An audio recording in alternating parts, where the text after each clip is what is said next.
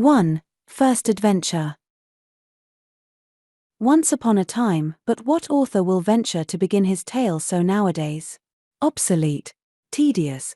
Such is the cry of the gentle, or rather ungentle reader, who wishes to be plunged at once, in medias res, according to the wise advice of the old Roman poet.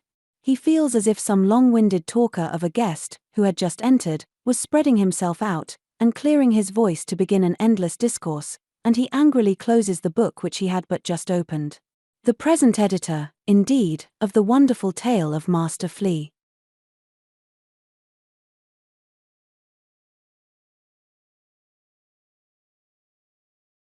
Thinks this beginning a very good beginning, not to say the best for every history, on which account the most excellent storytellers that are, namely, nurses, old women, etc. have at all times made use of it, but as every author writes chiefly to be read, he, that is, the aforesaid editor, will not at any rate deprive the kind reader of the pleasure of actually being his reader. He tells him therefore at once, without more circumlocution, that this same Peregrinus Tyss, of whose strange adventures this history is to treat, had never, on any Christmas evening, felt his heart so throb with anxious joyful expectation, as precisely on that with which begins the narration of his adventures. Peregrine was in a dark chamber, next to the showroom in which he was wont to receive his Christmas box. There he crept gently up and down, listened a little at the door, and then seated himself quietly in a corner, and with shut eyes inhaled the mystic odors of the marzipan and gingerbread which streamed from the sanctuary. Then again there would shoot through him a sweet mysterious thrill when, on suddenly reopening them, he was dazzled by the vivid beams of light which fell through the crevices of the door, and danced hither and thither upon the wall. At length sounded the little silver bell, the chamber door was flung open, and in rushed Peregrine, amidst a whole fiflood of variegated Christmas lights. Quite petrified, he remained standing at the table, on which the finest gifts were arranged in the most handsome order, and only a loud "oh" forced itself from his breast. Never before had the Christmas tree borne such splendid fruits, for every sweetmeat that can be named, and amongst them many a golden nut, many a golden apple from the garden of the Hesperides hung upon the boughs, which bent beneath their burden. The provision of choicest playthings, fine leaden soldiers, hunting trains of the same, picture books, etc. is not to be told. But as yet he did not venture to touch any part of the wealth presented to him. He could only occupy himself in mastering his wonder, and comprehending the idea of his good fortune in all this being really his. "Oh my dear parents! Oh my good Alina!" so he exclaimed, with feelings of the highest transport. "Well, my little Peregrine," replied Alina, "have I done it well? Are you in truth rejoiced from your heart, my child? Won't you look nearer at these handsome things? Won't you try the new rocking horse and the beautiful fox?" "A noble steed," said Peregrine, examining the bridled rocking horse with tears of joy, "a noble beast, of pure Arabian race," and he immediately mounted his proud courser. But though Peregrine might else be a capital rider, yet this time he must have made some mistake, for the wild Pontifer, so was the horse called, reared, and threw him off, making him kick up his legs most piteously. Before, however, Alina, who was frightened to death, could run to his assistance, he had got up again and seized the bridle of the horse, who threw out behind, and endeavored to run away. Again he mounted, and using with strength and skill all the arts of horsemanship, he brought the wild animal so to his reason, that it trembled and panted, and recognized his master in Peregrine. Upon his dismounting, Alina led the conquered horse into his stable.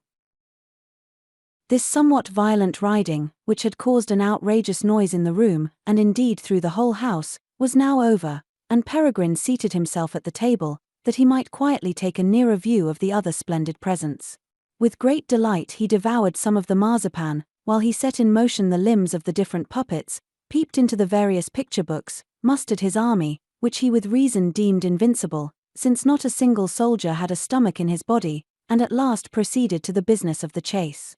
To his great vexation, he discovered that there was only a hare and fox hunt, and that the stag and wild boar chase were altogether wanting. These, too, ought to have been there, as none better knew than Peregrine, he himself having purchased the whole with unspeakable care and trouble. But, hold!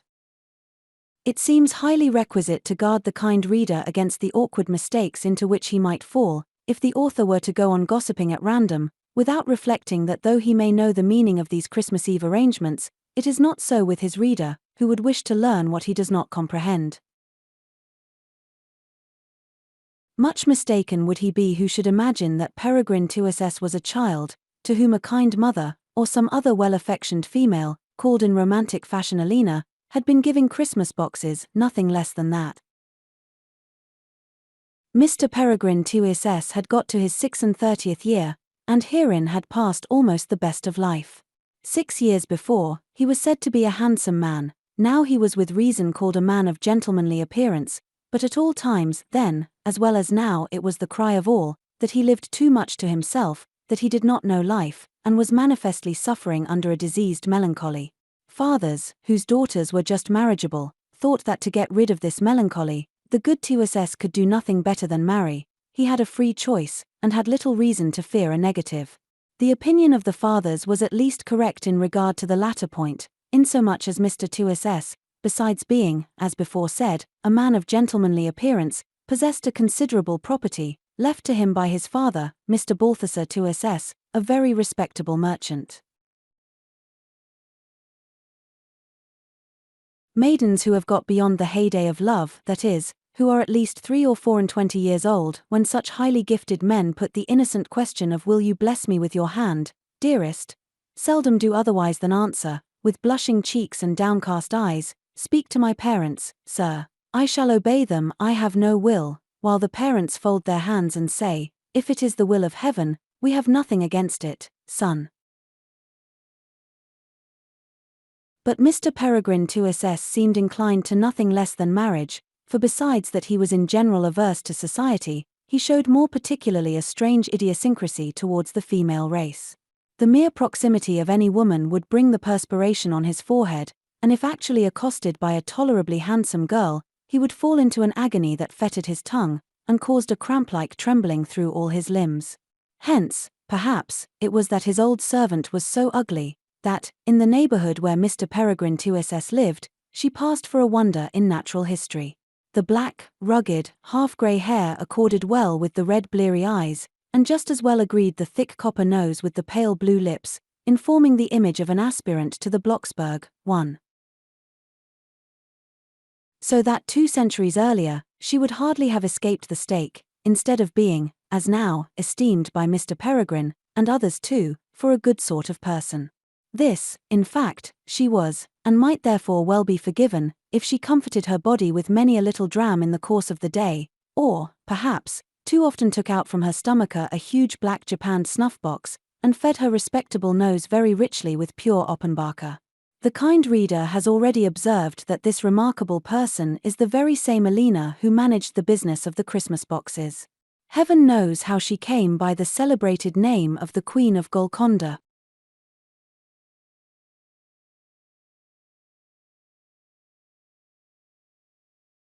But if the fathers desired that the rich agreeable Mr. Peregrine should lay aside his horror of women and marry without more ado, the old bachelors, on the other hand, said that he did quite right to remain single, as his turn of mind was not suited to matrimony.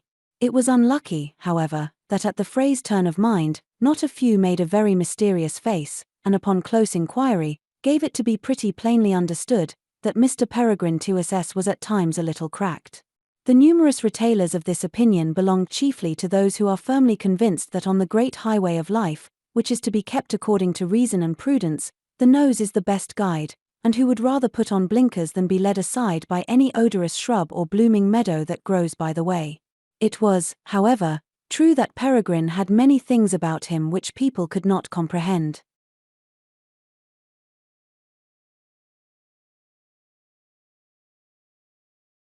It has been already said that his father was a rich and respectable merchant, when to this is added that he owned a handsome house in the horse market, and that in this house, in the very same chamber where the little Peregrine had always received his Christmas boxes, the grown-up Peregrine was now receiving them. There is no room to doubt that the place of the strange adventures to be narrated in this history is the celebrated city of Frankfurt on Main.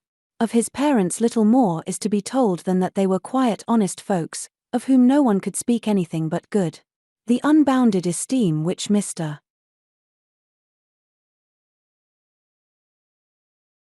Tyss enjoyed upon change he owed to two circumstances. He always speculated well and safely, gaining one sum after the other, while at the same time he never presumed, but remained modest as before, and made no boast of his wealth, which he showed merely by his haggling about nothing, and being indulgence itself towards insolvent debtors who had fallen into misfortune, even though it were deservedly.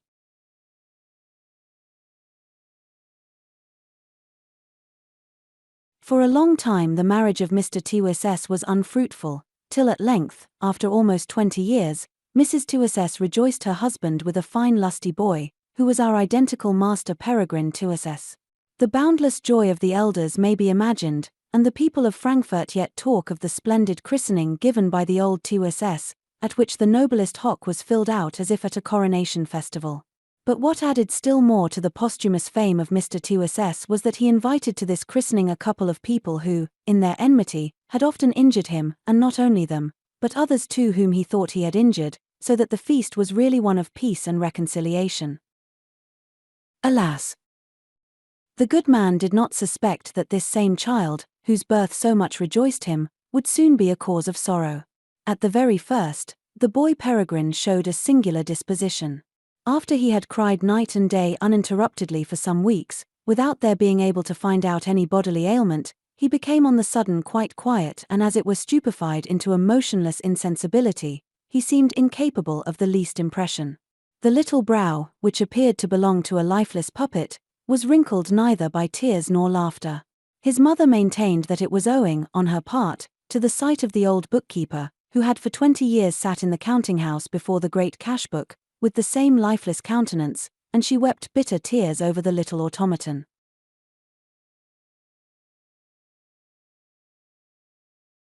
At last an old gossip hit upon the lucky thought of bringing Peregrine a very motley, and, in fact, a very ugly harlequin. The child's eyes quickened in a strange fashion, the mouth contracted to a gentle smile, he caught at the puppet, and the moment it was given to him, hugged it tenderly. Then again he gazed upon the mannequin with such intelligent and speaking eyes, that it seemed as if reason and sensation had suddenly awakened in him, and with much greater vigor than is usual with children of his age. "He is too wise," said the godmother, "you'll not keep him. Only look at his eyes, he already thinks more than he ought to do." This declaration greatly comforted the old merchant, who had in some measure reconciled himself to the idea of having begot an idiot, after so many years of fruitless expectation. Soon, however, he fell into a fresh trouble, and this was that the time had long since gone by in which children usually begin to speak, and yet Peregrine had not uttered a syllable. The boy would have been thought dumb, but that he often gazed on the person who spoke to him with such attention, nay, even showed such sympathy by sad as well as by joyful looks that there could be no doubt not only of his hearing but of his understanding everything. In the meantime his mother was mightily astonished at finding what the nurse had told her confirmed. At night, when the boy lay in bed and fancied himself unnoticed, he talked to himself single words, and even whole sentences, and so little broken that a long practice might be inferred from this perfection.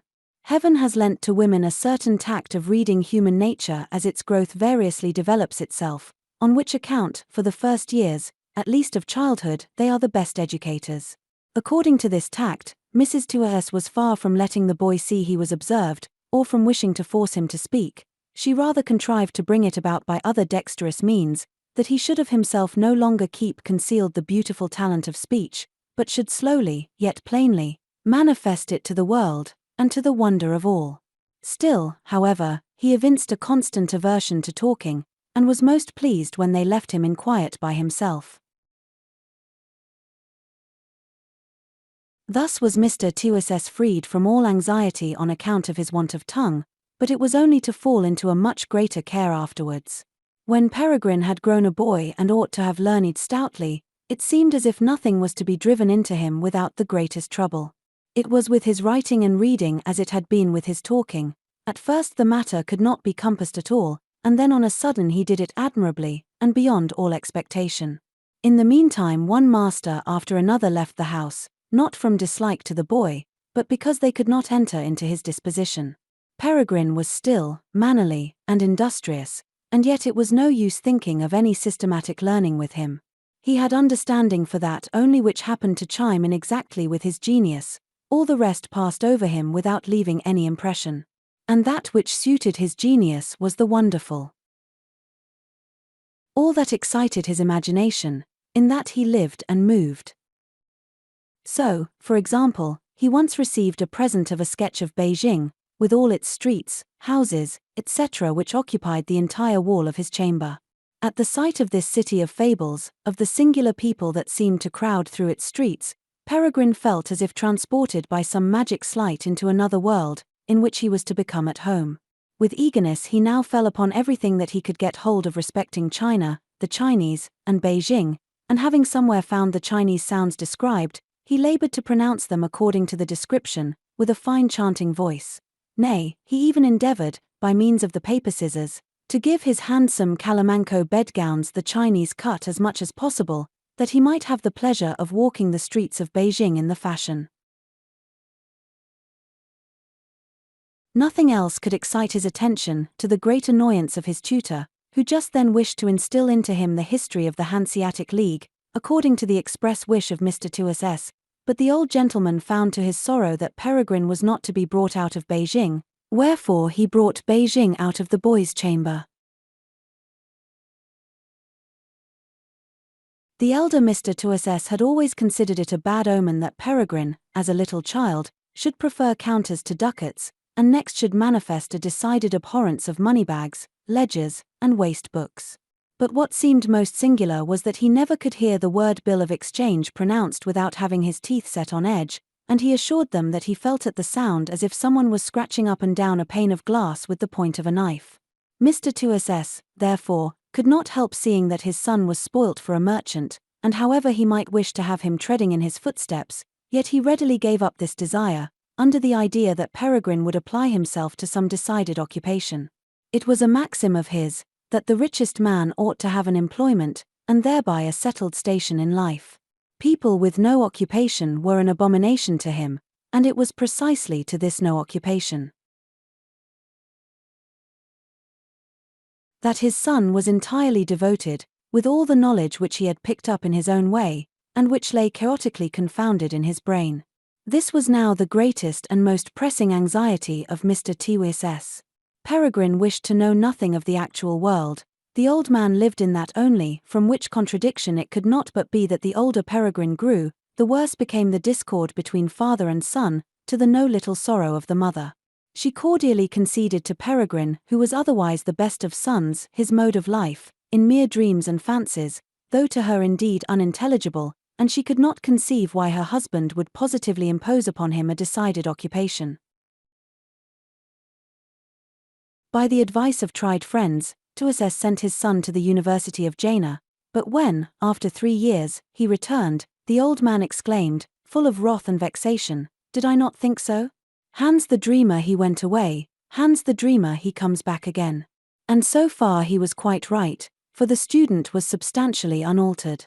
Still, he did not give up all hope of bringing the degenerate Peregrine to reason, thinking that if he were once forced into some employment, he might, perhaps, change his mind in the end, and take a pleasure in it. With this view he sent him to Hamburg, with commissions that did not require any particular knowledge of business, and moreover commended him to a friend there, who was to assist him faithfully in all things. Peregrine arrived at Hamburg, where he gave into the hands of his father's friend not only his letter of recommendation, but all the papers too that related to his commissions, and immediately disappeared, no one knew whither. Hereupon the friend wrote to Mr. Tyss. "I have punctually received your honoured letter of the by the hands of your son. The same, however, has not shown himself since, but set off from Hamburg immediately, without leaving any commission. In peppers we are doing little, cotton goes off heavily, in coffee, the middle sort only is inquired after, but on the other hand molasses maintain their price pleasantly, and in indigo there is not much fluctuation. I have the honour, etc."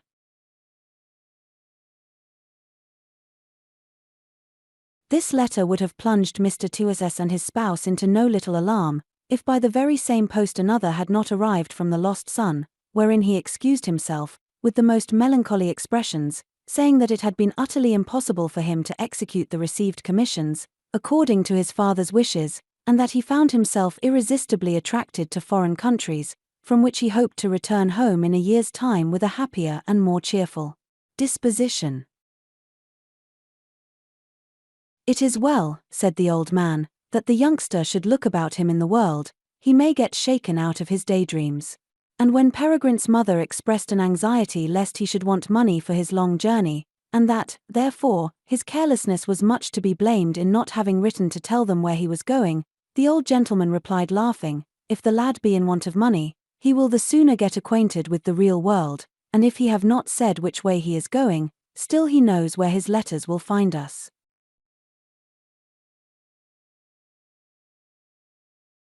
It has always remained unknown which way his journey really was directed. Some maintain that he had been to the distant Indies, others declare that he had only fancied it. This much, however, is certain: he must have travelled a great way, for it was not in a year's time, as he had promised his parents, but after the lapse of full 3 years, that Peregrine returned to Frankfurt on foot, and in a tolerably poor condition. He found his father's mansion fast shut up and no one stirred within, let him ring and knock as much as he would. At last there came by a neighbour from Change, of whom he immediately inquired whether Mr. Tyss had gone abroad. At this question the neighbour started back, terrified, and cried, "Mr. Peregrine Tyss, is it you? Are you come at last? Don't you then know it?"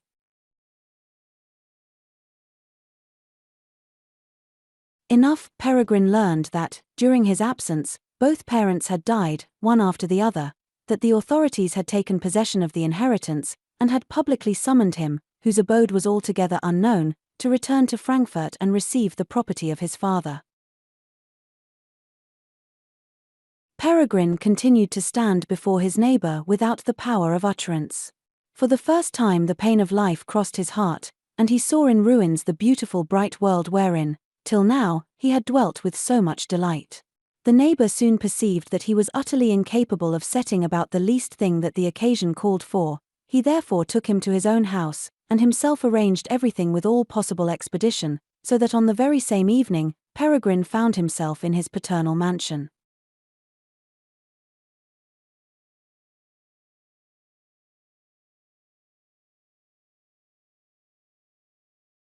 Exhausted, overwhelmed by a feeling of disconsolation such as he had not yet known, he sank into his father's great armchair, which was still standing in its usual place, when a voice said, "It is well that you have returned, dear Mr. Peregrine.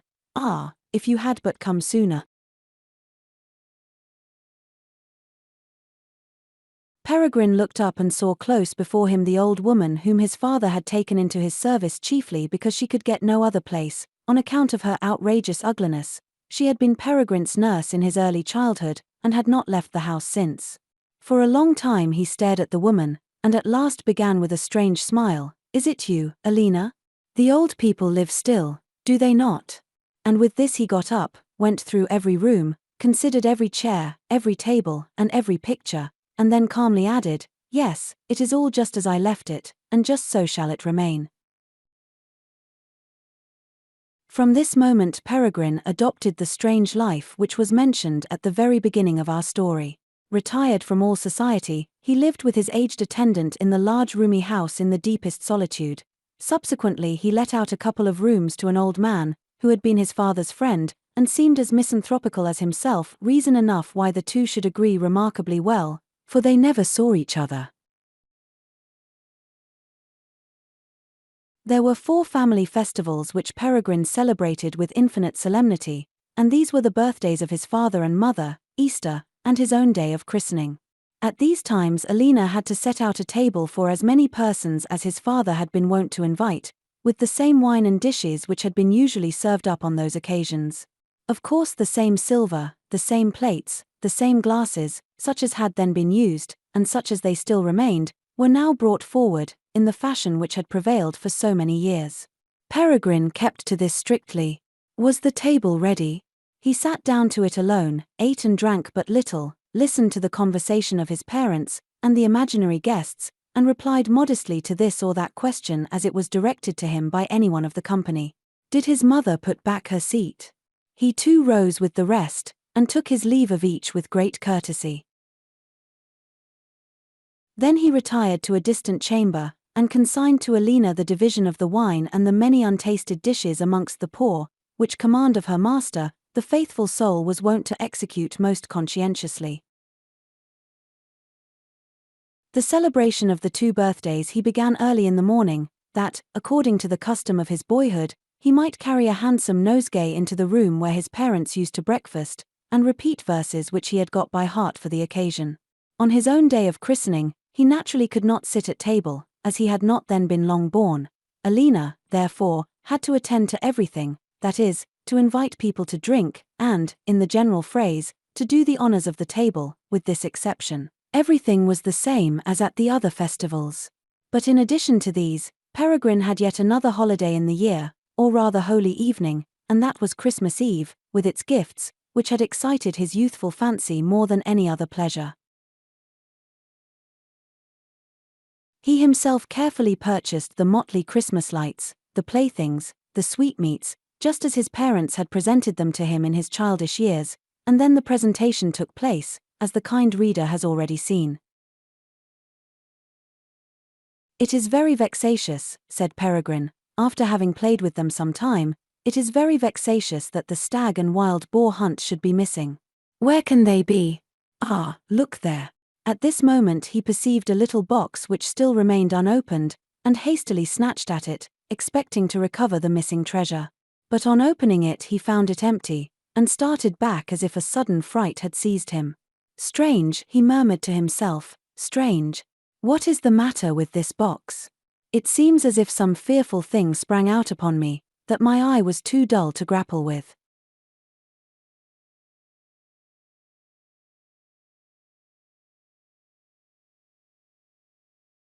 Alina, on being questioned, assured him that she had found the box among the playthings, and had in vain used every exertion to open it, hence she had imagined that it contained something particular, and that the lid would yield only to the experienced hand of her master. "Strange," repeated Peregrine, "very strange. And it was with this chase that I had particularly pleased myself. I hope it may not bode any evil. But who, on a Christmas Eve, would dwell upon such fancies, which have properly no foundation? Alina, fetch me the basket."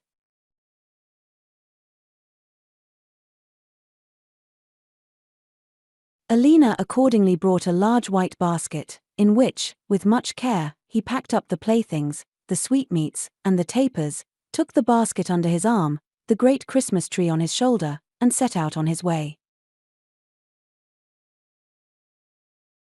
It was the kind and laudable practice of Mr. Tyss to surprise some needy family, where he knew there were children, with his whole cargo of Christmas boxes, just as he had purchased it, and dream himself for a few hours into the happy times of boyhood. Then, when the children were in the height of their joy, he would softly steal away and wander about the streets half the night, hardly knowing what to do with himself, from the deep emotions which straitened his breast, and feeling his own house like a vault, in which he was buried with all his pleasures. This time his Christmas boxes were intended for the children of a poor bookbinder, of the name of Gamaheh, who was a skillful, industrious man, had long worked for him, and whose 3 children he was well acquainted with. The bookbinder, Gamaheh, lived in the top floor of a narrow house in the Kalbecher Street, and as the winter storm howled and raged, and the rain and snow fell with mingled violence, it may be easily imagined that Peregrine did not get to his object without great difficulty. From the window twinkled down a couple of miserable tapers. With no little toil he clambered up the steep stairs, knocked at the door, and called out, "Open, open! Christmas sends his presents to all good children." The bookbinder opened the door in alarm, and it was not till after some consideration that he recognized Peregrine, who was quite covered with snow. "Worshipful Mr. Tyss," he exclaimed, full of wonder. "How in the name of heaven do I come to such an honor on Christmas Eve?" Worshipful Mr. Tyss, however, would not let him finish, but calling out, "Children, children, alert! Christmas sends his presents," he took possession of the flap table in the middle of the room, and immediately began to pull out his presents from the basket. The great Christmas tree, indeed, which was dripping wet, he had been forced to leave outside the door. Still, the bookbinder could not comprehend what it all meant. The wife, however, knew better, for she smiled at Peregrine, with silent tears, while the children stood at a distance, devouring with their eyes each gift as it came out of the cover, and often unable to refrain from a loud cry of joy and wonder. At last he had dexterously divided, and ordered the presents according to each child's age, lighted all the tapers, and cried, "Come, come, children. This is what Christmas sends you." They, who could yet hardly believe that all belonged to them, now shouted aloud, and leaped, and rejoiced, while their parents prepared to thank their benefactor. But it was precisely this thanksgiving that Peregrine always sought to avoid, and he therefore wished, as usual, to take himself off quietly.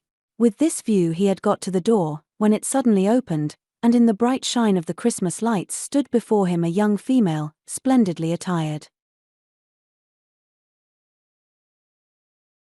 It seldom turns out well, when an author undertakes to describe narrowly to the reader the appearance of this or that beautiful personage of his tale, showing the shape, the growth, the carriage, the hair, the color of the eyes. It seems much better to give the whole person at once, without these details. Here, too, it would be quite enough to state that the lady, who ran against the startled Peregrine, was uncommonly handsome and graceful, if it were not absolutely requisite to speak of certain peculiarities which the little creature had about her. She was small, and, indeed, somewhat too small, but, at the same time, neatly and elegantly proportioned. Her forehead, in other respects handsomely formed and full of expression, acquired something strange and singular from the unusual size of the eyeballs, and from the dark pencilly brows being higher placed than ordinary. The little thing was dressed, or rather decorated, as if she had just come from a ball. The splendid diadem glittered amongst her raven locks, rich point lace only half veiled her bosom, a black and yellow striped dress of heavy silk sat close upon her slender body, and fell down in folds just so low as to let the neatest little feet be seen, in white shoes, while the sleeves were just long enough, and the gloves just short enough, to show the fairest part of a dazzling arm. A rich necklace, and brilliant earrings, completed her attire. It could not but be that the bookbinder was as much surprised as Peregrine, that the children abandoned their playthings, and stared with open mouths at the stranger. As, however, women in general are wont to be the least astonished at anything unusual, and are the quickest to collect themselves, so, on this occasion also, the bookbinder's wife was the first that recovered speech, and asked, in what she could serve the lady. Upon this the stranger came fairly into the room, and the frightened Peregrine would have seized the opportunity to take himself quickly off, but she caught him by both hands, lisping out, in a little soft voice, "Fortune, then, has favored me. I have found you, then. Oh Peregrine, my dear Peregrine, what a delightful meeting." Herewith she raised her right hand, so that it touched Peregrine's lips, and he was compelled to kiss it, though, in so doing, the cold drops of perspiration stood on his forehead. She now, indeed, let go his hands, and he might have fled, but he felt himself spellbound. He could not move from the place, like some poor little animal that has been fascinated by the eye of the rattlesnake. "Allow me," she said, "dear Peregrine, to share in this charming treat that you have so nobly, and with such real goodness, prepared for the children. Permit me, also, to contribute something to it." From a little basket which hung upon her arm, and which had not been remarked till now, she took out all sorts of playthings, arranged them on the table with graceful bustle, brought forward the children, pointed out to each the present intended for him, and sported so prettily withal, that nothing could be more delightful. The bookbinder thought he was in a dream, but the wife laughed roguishly, fancying that there must be some particular acquaintance between Peregrine and the stranger. While now the parents were wondering, and the children were rejoicing, the lady took her seat upon an old frail sofa, and drew down Mr. Peregrine, who, in fact, scarcely knew any longer whether he actually was this same person. She then gently lisped into his ear, "My dear, dear Peregrine, how happy, how delighted I feel by your side." "But, lady," stammered Peregrine, "honored lady," on a sudden, heaven knows how, the lips of the stranger came so close to his, that, before he could think about kissing them, he had really done it. That by this he lost all power of speech is easily to be imagined. My sweet friend, continued the lady, creeping up to Peregrine so closely that she almost sat in his lap, my sweet friend, I know what troubles you, I know what has so much afflicted your simple heart this evening. But, take comfort. That which you lost, that which you hardly hoped to find again, see, I bring it to you. With this she took out a little wooden box from her basket, and gave it into the hands of Peregrine. In it was the hunting set that he had missed on the Christmas Eve table. It would be hard to describe the strange feelings which were now thronging and jostling in his bosom. The whole appearance of the stranger, in spite of all her grace and loveliness, had yet something supernatural about it, which those who had not Peregrine's awe of woman would yet have received with a cold shudder through every vein. Of course, therefore, a deep horror seized the poor Peregrine, already in sufficient alarm, when he found the lady most narrowly informed of all that he had been doing in the profoundest solitude. Still, when he looked up, and met the glance of two bright black eyes flashing from under the silken lids, when he felt the sweet breath of the lovely being, and the electric warmth of her limbs, still, with all his terror, there awoke in him the sadness of unutterable desires, such as he had not yet known. For the first time his whole mode of life, his trifling with the Christmas presents, appeared to him absurd and childish, and he felt ashamed that the stranger should know of it. But then again it seemed as if her gift was the living proof that she understood him, as none else on earth had understood him, and, in seeking to gratify him after this manner, had been prompted by the most perfect delicacy of feeling. He resolved to treasure up the dear gift forever, never to let it go out of his own hands, and, carried away by a feeling which totally overpowered him, he pressed the casket to his breast with vehemence. "Delightful," murmured the maiden, "my gift pleases you. Oh, my dearest Peregrine, then my dreams, my presentiments, have not deceived me." Mr. Tyss came somewhat to himself, so that he was able to say, with great plainness and distinctness, "But, most respected lady, if I only knew to whom in all the world I had the honor."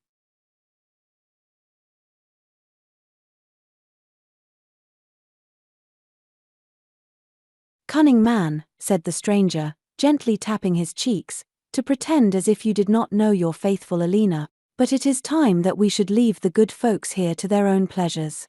Accompany me, Mr. Tyss." On hearing the name Alina, Peregrine naturally reverted to his old attendant, and he felt exactly as if a windmill were going round in his head.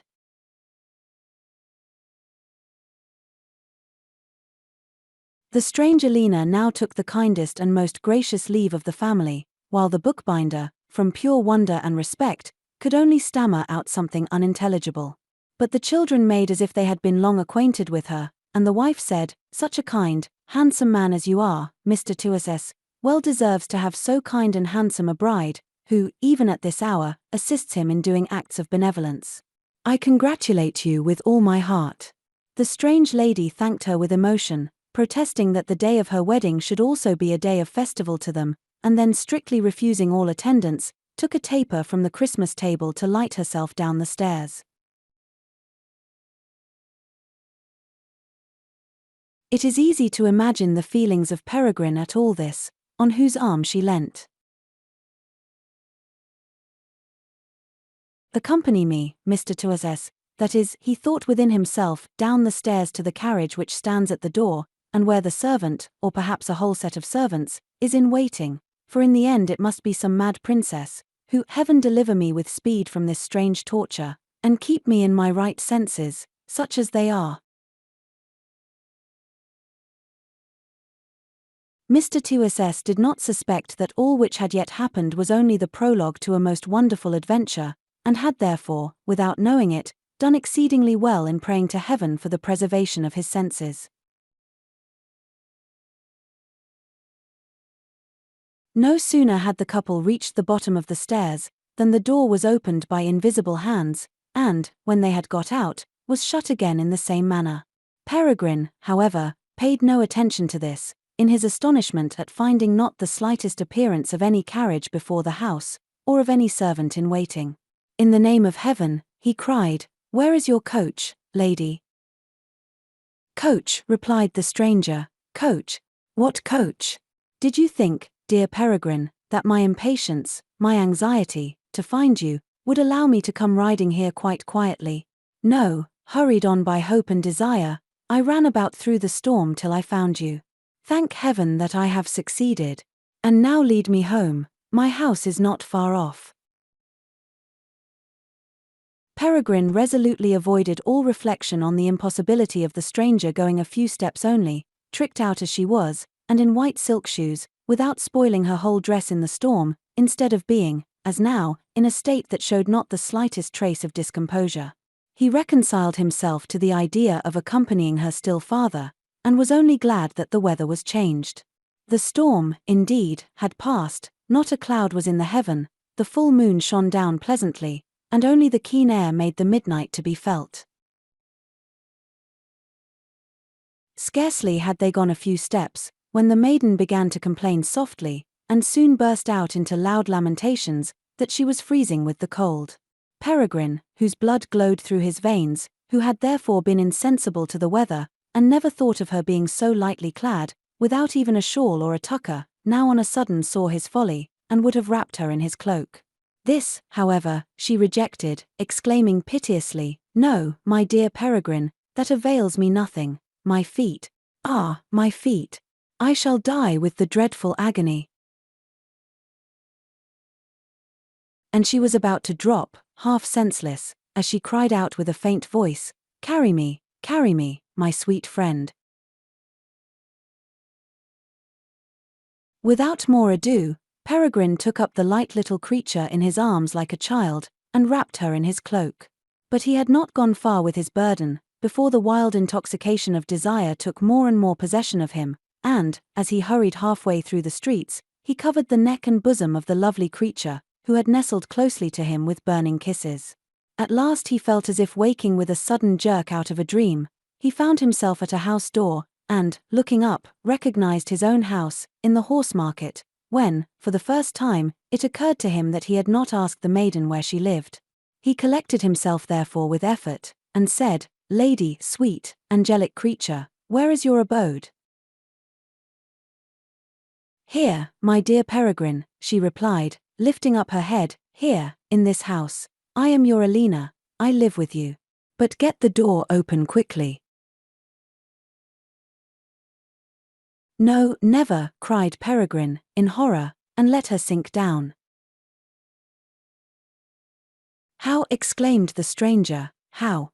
Peregrine, you would reject me?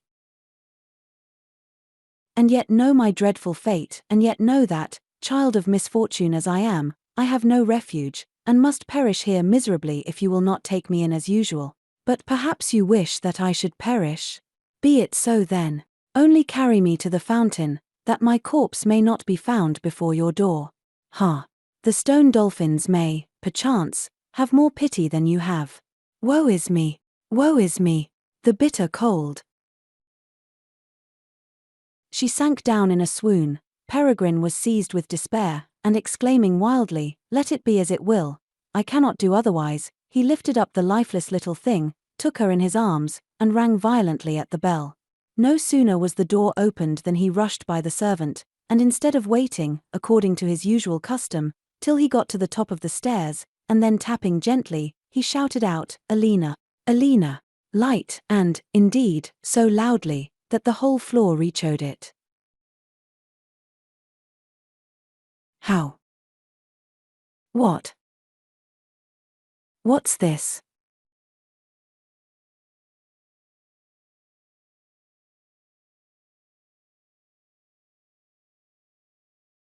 "What does this mean?" exclaimed the old woman, opening her eyes widely as Peregrine unfolded the maiden from his cloak, and laid her with great care upon the sofa. "Quick, Alina, quick! Fire in the grate! Salts! Punch! Beds here!"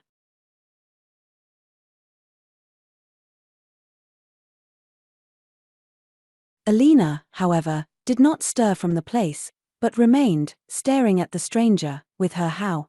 What? What's this? What does this mean?"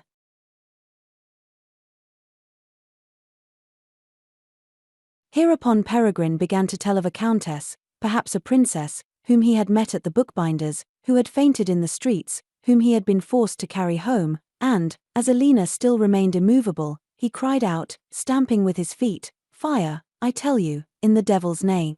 Tea. Salts." At this, the old woman's eyes glared like a cat's, and her nose was lit up with a brighter phosphorus. She pulled out her huge black snuff-box, opened it with a tap that sounded again, and took a mighty pinch. Then, planting an arm in either side, she said with a scoffing tone, "Oh yes, to be sure, a countess. A princess. Who is found at a poor bookseller's, who faints in the street. Ho! Ho! I know well where such tricked-out madams are fetched from in the night-time. Here are fine tricks. Here's pretty behavior, to bring a loose girl into an honest house, and, that the measure of sin may be quite full, to invoke the devil on a Christmas night. And I, too, in my old days am to be abetting. No, Mr. Tyss, you are mistaken in your person. I am not of that sort. Tomorrow I leave your service." With this she left the room, and banged the door after her with a violence that made all clatter again. Peregrine wrung his hands in despair. No sign of life showed itself in the stranger, but at the moment when in his dreadful distress he had found a bottle of cologne water, and was about to rub her temples with it, she jumped up from the sofa quite fresh and sound, exclaiming, "At last we are alone. At last I may explain why I followed you to the bookbinder's, why I could not leave you tonight. Peregrine, give up to me the prisoner whom you have confined in this room. I know that you are not at all bound to do so. I know that it only depends upon your goodness. But I know, too, your kind affectionate heart. Therefore, my good, dear Peregrine, give up the prisoner." "What prisoner?" asked Peregrine, in the greatest surprise. "Who do you suppose is a prisoner with me?" "Yes," continued the stranger, seizing Peregrine's hand, and pressing it tenderly to her breast. "Yes, I must confess that only a noble mind can abandon the advantages which a lucky chance puts into his hands, and it is true that you resign many things which it would be easy for you to obtain if you did not give up the prisoner. But think, that Alina's destiny, her life, depends upon the possession of this prisoner, that—" "Angelic creature," interrupted Peregrine, "if you don't wish that I should take it all for a delirious dream, or perhaps become delirious on the spot myself, tell me at once of whom you are speaking. Who is this prisoner?" "How," replied the maiden, "I do not understand you. Would you deny that he is in your custody? Was I not present when you bought the hunting set?" "Who?" cried Peregrine, quite beside himself, "who is this he? For the first time in my life I see you, lady, and who are you? Who is this he?" Dissolving in grief, the stranger threw herself at Peregrine's feet, while the tears poured down in abundant streams from her eyes. "Be humane, be merciful, give him back to me," and at the same time her exclamations were mingled with those of Peregrine, "I shall lose my sense. I shall go mad. I shall be frantic." On a sudden the maiden started up. She seemed much larger than before, her eyes flashed fire, her lips quivered, and she exclaimed, with furious gestures, "Ha, barbarian! No human heart dwells in you. You are inexorable. You wish my death, my destruction. You won't give him up. No, never, never. Wretched me. Lost. Lost." And with this she rushed out of the room. Peregrine heard her clattering down the stairs, while her lamentations filled the whole house, till at last a door below was flung to with violence. 2. Second Adventure. At this time there was a man in Frankfurt, who practiced the strangest art possible. He was called the flea tamer, from having succeeded, and certainly not without much trouble and exertion, in educating these little creatures, and teaching them to execute all sorts of pretty tricks.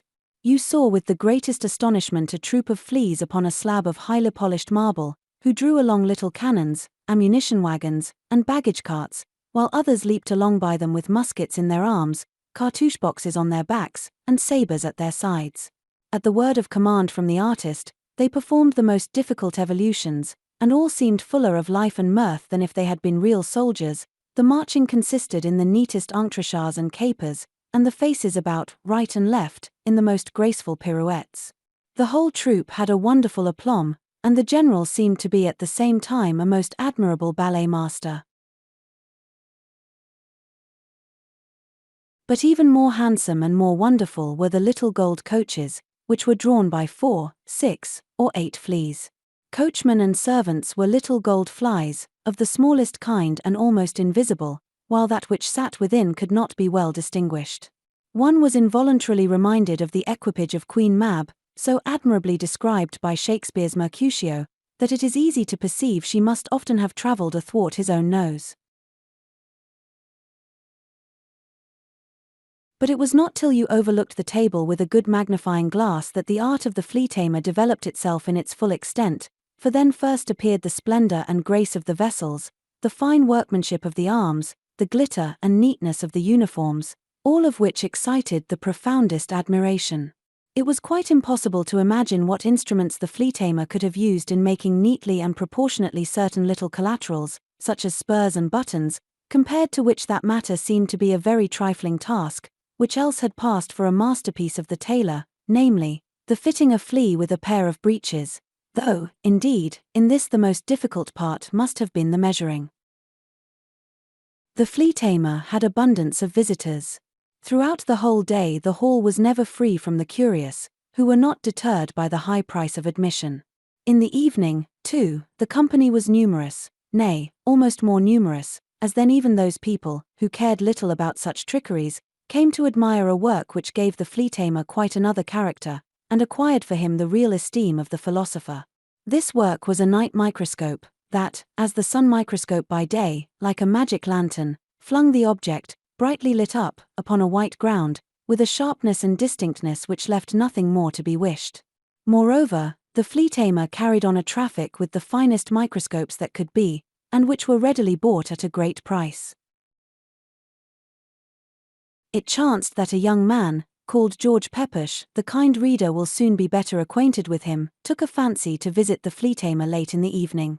Already, upon the stairs, he heard the clamour of a dispute that grew louder and louder with every moment, and at last became a perfect tempest. Just as he was about to enter, the door of the hall was violently flung open, and the multitude rushed out in a heap upon him, their faces pale with terror. "The cursed wizard! The Satan's brood! I'll denounce him to the Supreme Court! He shall out of the city, the false juggler!" Such were the confused cries of the multitude, as, urged by fear and terror, they sought to get out of the house as quickly as possible. A glance into the hall at once betrayed to the young Pepusch the cause of this horror, which had driven away the people. All within was alive, and a loathsome medley of the most hideous creatures filled the whole room. The race of beetles, spiders, leeches, gnats, magnified to excess, stretched out their probosces, crawled upon their long hairy legs, or fluttered their long wings. A more hideous spectacle Pepusch had never seen. He was even beginning to be sensible himself of horror, when something rough suddenly flew in his face, and he saw himself enveloped in a thick cloud of meal dust. His terror immediately left him, for he at once perceived that the rough thing could be nothing else than the round powdered wig of the flea tamer, which, in fact, it was. By the time Pepusch had rubbed the powder from his eyes, the disgusting population of insects had vanished. The flea tamer sat in his armchair quite exhausted. "Leeuwenhoek," exclaimed Pepusch to him, "Leeuwenhoek, do you see now what comes of your trickeries? You have again been forced to have recourse to your vassals to keep the people's hands off you, is it not so?" "Is it you?" said the naturalist, in a faint voice, "is it you, good Pepusch? Ah! It is all over with me, clean over with me, I am a lost man.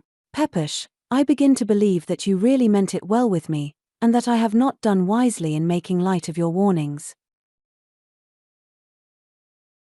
Upon Pepusch's quietly asking what had happened, the flea tamer turned himself round with his armchair to the wall, held both his hands before his face, and cried out piteously to Pepusch to take up a glass and examine the marble slab. Already, with the naked eye, Pepusch observed that the little soldiers, etc. lay there as if dead, that nothing stirred any longer.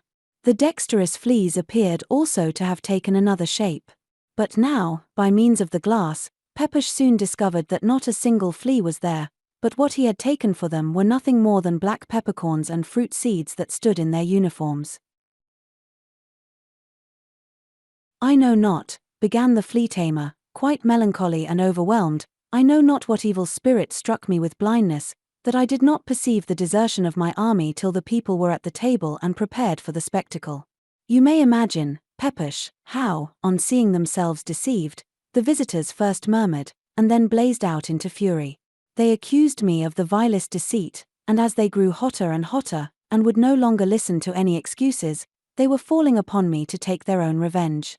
What could I do better, to shun a load of blows, than immediately set the great microscope into motion, and envelope the people in a cloud of insects, at which they were terrified, as is natural to them." "But," said Pepusch, "tell me how it could possibly happen that your well-disciplined troop, which had shown so much fidelity to you, could so suddenly take themselves off, without your perceiving it at once?" "Oh," cried the flea tamer, "oh, Pepusch, he has deserted me. He by whom alone I was master, he it is to whose treachery I ascribe all my blindness, all my misery." "Have I not," said Pepusch, "have I not long ago warned you not to place your reliance upon tricks which you cannot execute without the possession of the master?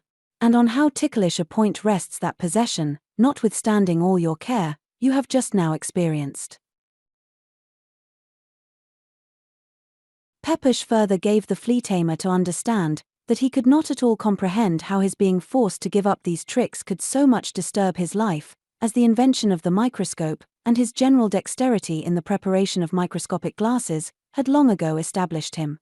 But the flea tamer, on the other hand, maintained that very different things lay hid in these subtleties, and that he could not give them up without giving up his whole existence.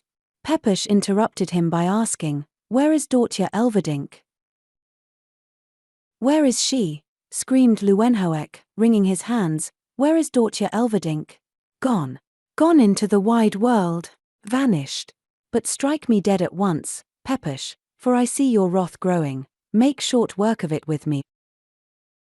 "There you see now," said Pepusch, with a gloomy look, "you see now what comes of your folly, of your absurd proceedings.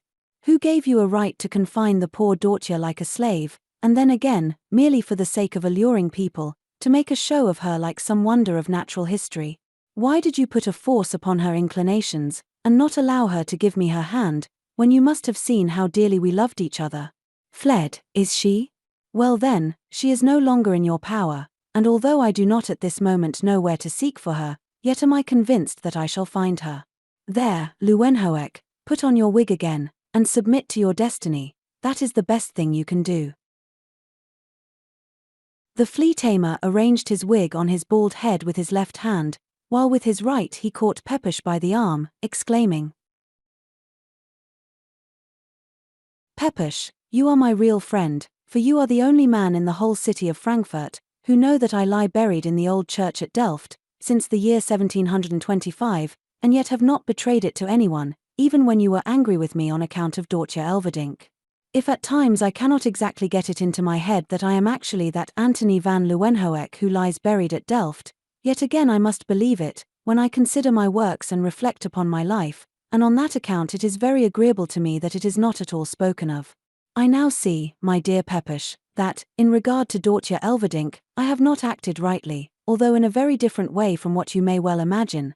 That is, I was right in pronouncing your suit to be an idle struggle, wrong, in not being open with you, in not telling you the real circumstances of Dörtje Elverdink.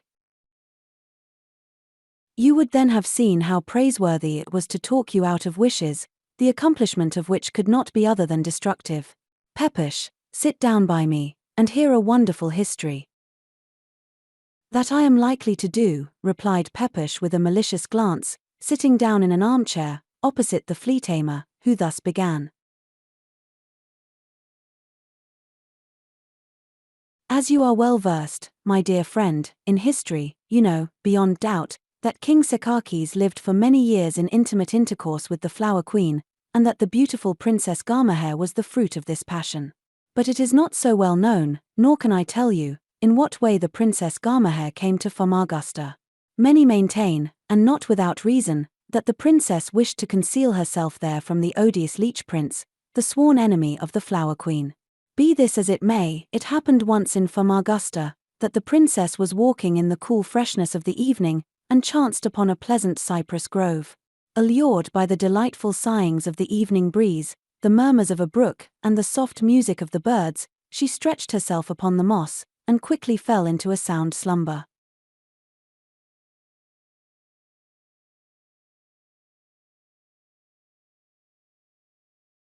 At this moment, the very enemy whom she had been so anxious to escape lifted his head out of the marshes, beheld the princess, and became so violently enamored of the fair sleeper, that he could not resist an inclination to kiss her, and creeping forward, he kissed her under the left ear. Now you know, friend Pepusch, that when the leech prince sets about kissing a fair one, she is lost, for he is the vilest bloodsucker in the world. So it happened on this occasion, the leech prince kissed the poor Gamaheh so long, that all life left her, when he fell back gorged and intoxicated upon the moss, and was forced to be carried home by his servants, who hastily rolled out of their marshes. In vain the root mandragora toiled out of the earth, and laid itself upon the wound inflicted by the treacherous kisses of the leech prince. In vain all the other flowers arose and joined in his lamentations. She was dead. Just then it happened that the genius, the tell, was passing, and he too was deeply moved by Gamaheh's beauty and her unlucky end. He took her in his arms, pressed her to his breast, and endeavored to breathe new life into her, but still she awoke not from the sleep of death. Now too the genius perceived the odious prince, who was so drunk and unwieldy that his servants had not been able to get him into his palace, fell into a violent rage, and threw a whole handful of rock salt upon him, at which he poured forth again all the purple blood which he had drawn from the princess, and then gave up his spirit in a wretched manner, amidst the most violent convulsions. All the flowers that stood around dipped their vestments in this ichor, and stained them, in perpetual remembrance of the murdered princess, with so bright a purple that no painter on earth can imitate it. You know, Pepusch, that the most beautiful pinks and hyacinths grow in that cypress grove where the leech prince kissed to death the fair Gamaheh. The genius, the tell, now thought of departing, as he had much to do at Samarkand before night, and cast a farewell look at the princess, when he seemed as if fixed by magic to the spot, and gazed on the fair one with deep emotion. Suddenly a thought struck him. Instead of going on farther, he took the princess in his arms, and rose with her high into the air, at which time two philosophers, one of whom it should be said was myself, were observing the course of the stars from the gallery of a lofty tower. They perceived high above them the genius, the tell, with the fair Gamaheh, and at the same moment there fell upon one, but that is nothing to the present matter. Both magicians had recognized the genius, but not the princess, and exhausted themselves in all manner of conjectures as to the meaning of this appearance, without being able to get at anything certain, or even probable. Soon after this the unhappy fate of the princess became generally known in Famagusta, and now the magicians knew how to interpret the vision of the genius with the maiden in his arms. Both imagined that the genius must certainly have found some means of recalling the princess into life, and resolved to make inquiries in Samarkand, where, according to their observations, he had manifestly directed his flight. But in Samarkand all were silent about the princess. No one knew a word. Many years had passed, the two magicians had quarreled, as it will happen with learned men, and the more learned the oftener, and they only imparted to each other their most important discoveries from the iron force of custom. You have not forgotten, Pepusch, that I myself am one of these magicians. Well, I was not a little surprised at a communication from my colleague, which contained the most wonderful and at the same time the happiest intelligence of the princess that could be imagined. The matter was thus: by means of a scientific friend in Samarkand, my colleague had obtained the loveliest and rarest tulips, and as perfectly fresh as if they had been just cut from the stalk. His chief object was the microscopic examination of the interior portions, and in fact, of the petal. It was with this view that he was dissecting a beautiful tulip, and discovered in the cup a strange little kernel that struck him prodigiously, but how great was his astonishment when, on applying his glass, he perceived that the little kernel was nothing else than the Princess Gamaheh, who, pillowed in the petal of the tulip, seemed to slumber softly and calmly. However great the distance that separated me from my colleague, yet I set off immediately, and hastened to him. He had in the meantime put off all operations, to allow me the pleasure of a sight first, and perhaps, too, from the fear of spoiling something if he acted entirely from himself. I soon convinced myself of the perfect correctness of my colleague's observations, and, like him, firmly believed that it were possible to snatch the princess from her sleep, and give her again her original form. The sublime spirit, dwelling within us, soon let us find the proper method, but as you, friend Pepusch, know very little, in fact nothing at all, of our art, it would be quite superfluous to describe to you the different operations which we went through to attain our object. It is sufficient if I tell you that by the dexterous use of various glasses, for the most part prepared by myself, we succeeded not only in drawing the princess uninjured from the flower, but in forwarding her growth, so that she soon attained her natural dimensions. Now, indeed, life was wanting, and this depended on the last and most difficult operations. We reflected her image by means of one of the best solar microscopes, and loosened it dexterously from the white wall, without the least injury. As soon as the shadow floated freely, it shot like lightning into the glass, which broke into 1,000 shivers. The princess stood before us full of life and freshness. We shouted for joy, but so much the greater was our horror on perceiving that the circulation of the blood stopped precisely there where the leech prince had fastened himself. She was just on the point of swooning, when we perceived on the very spot behind the left ear a little black dot, that quickly appeared and as quickly disappeared. Immediately the stagnation of the blood ceased, the princess revived, and our work had succeeded. Each of us, that is, I and my colleague, knew full well how invaluable was the possession of the princess, and each struggled for it, imagining that he had more right to it than the other. My colleague affirmed that the tulip, in which he had found the princess, was his property, and that he had made the first discovery, which he had imparted to me, and that I could only be deemed an assistant, who had no right to demand, as a reward of his labor, the work itself at which he had assisted. I, on the other hand, brought forward my invention of the last and most difficult process, which had restored the princess to life, and in the execution of which my colleague had only helped, so that, if he had any claims of propriety upon the embryo in the flower petal, yet the living person belonged to me. On this ground we quarreled for many hours, till, having screamed ourselves hoarse, we at last came to a compromise. My colleague consigned the princess to me, in return for which I gave him an important glass, and this very glass is the cause of our present determined hostility. He affirms that I have treacherously purloined it, an impudent falsehood, and although I really know that the glass was lost in the transferring, yet I can declare, upon my honor and conscience, that I am not the cause of it, nor have I any idea how it could have happened. In fact, the glass is so small, that a grain of sand is about 10 times larger. See, friend Pepusch, now I have told you all in confidence, and now you know that Dörtje Elverdink is none other than the revivified Princess Gamaheh, and must perceive that to such a high mysterious alliance a plain young man like you can have no. Stop, interrupted George Pepusch, with a smile that was something satanic, stop. One confidence is worth another, and, therefore, I, on my side, will confide to you that I knew all that you have been telling me much earlier and much better than you did. I cannot laugh enough at your bigotry and your foolish pretensions. No, what you might have known long ago if your knowledge had not been confined to glass grinding, that I myself am the thistle, Zeherit, who stood where the princess had laid her head, and of whom you have thought fit to be silent through your whole history. Pepusch, cried the flea tamer, are you in your senses? The thistle, Zeherit, blooms in the distant Indies, in the beautiful valley, closed in by lofty rocks, where at times the wisest magi of the earth are wont to assemble. Lindhorst, the keeper of the records, can best inform you about it. And you, whom I have seen running about half-starved with study and hunger, you pretend to be the thistle, Zeherit?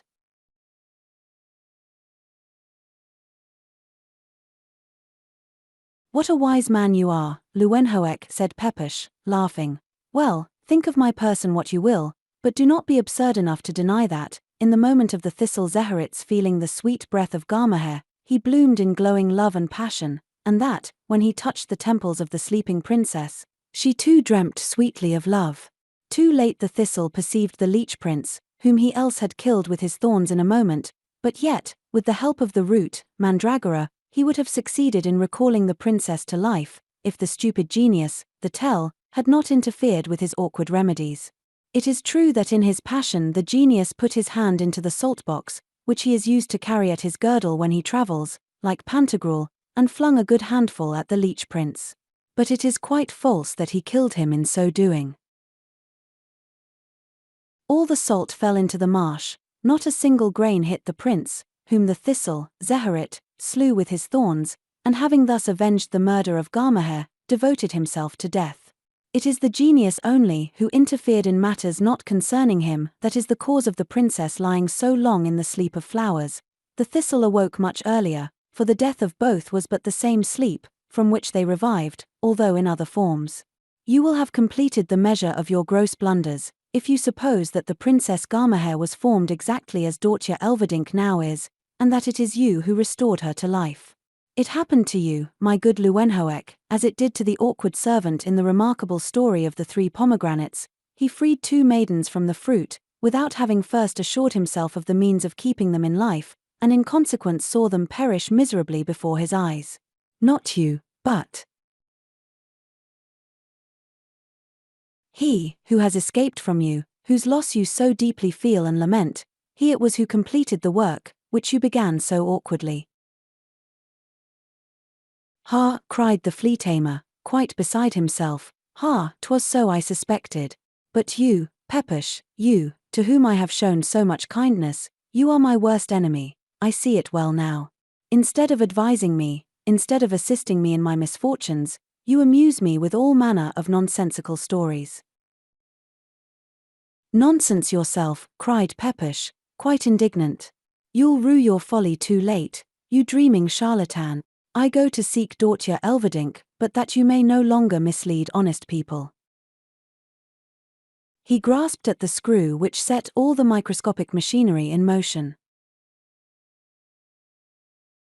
Take my life at the same time, roared the flea tamer, but at the instant all crashed together, and he fell senseless to the ground. How is it, said George Pepusch to himself, when he had got into the street, how is it that one, who has the command of a nice warm chamber and a well-stuffed bed, wanders through the streets at night in the rain and storm? Because he has forgotten the house key, and he is driven moreover by love. He could answer himself not otherwise, and indeed his whole conduct seemed silly in his own estimation. He remembered the moment when he saw Dörtje Elverdink for the first time. Some years before the flea tamer had exhibited his arts in Berlin, and had found no slight audiences as long as the thing was new. Soon, however, people had seen enough of the educated and well-disciplined fleas, and even the paraphernalia of the diminutive race began not to be thought so very wonderful, although at first attributed almost to magic, and Lewenhoek seemed to have fallen into total oblivion. On a sudden, a report was spread that a niece of the artist, who had not appeared before, now attended the exhibitions, a beautiful, lovely little maiden, and withal so strangely attired as to baffle description. The world of fashionables who, like leaders in a concert, are accustomed to give the time and tune to society now poured in, and as in this world everything is in extremes, the niece excited unparalleled astonishment. It soon became the mode to frequent the flea tamer. He who had not seen his niece could not join in the common talk, and thus the artist was saved in his distress. As to the rest, no one could comprehend the name. Dörtje. And as at this time a celebrated actress was displaying, in the part of the Queen of Golconda, all those high yet soft attractions which are peculiar to the sex, they called the fair Hollander by the royal name, Alina.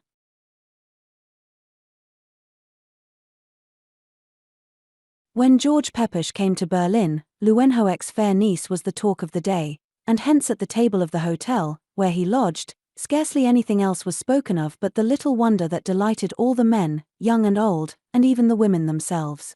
Everyone pressed the newcomer to place himself on the pinnacle of the existing mode at Berlin, and see the Hollandress. Pepusch had an irritable, melancholy temperament. In every enjoyment he found too much of the bitter aftertaste, which indeed comes from the Stygian brook that runs through our whole life, and this made him gloomy and often unjust to all about him. It may be easily supposed that in this mood he was little inclined to run about after pretty girls, but he went nevertheless to the flea tamers, less on account of the dangerous wonder than to confirm his preconceived opinion that here too, as so often in life, a strange madness was predominating.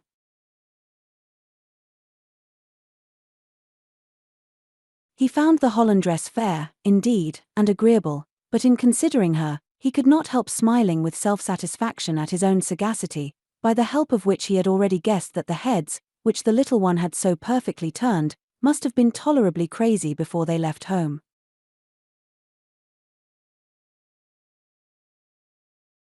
The maiden had that light easy manner which evinces the best education, a mistress of that delightful coquetry, which, when it offers the fingertips to anyone, at the same time takes from him the power of receiving them.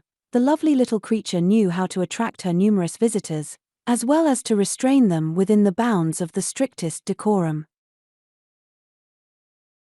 None troubled themselves about the stranger, who had leisure enough to observe all the actions of the fair one.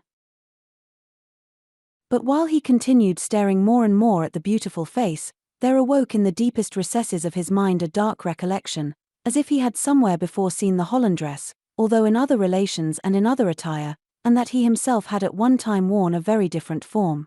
In vain he tormented himself to bring this recollection to any clearness, yet still the idea of his having really seen the little creature before became more and more determinate. The blood mounted into his face, when at last someone gently jogged him, and whispered in his ear, "The lightning has struck you too, Mr. Philosopher, has it not?"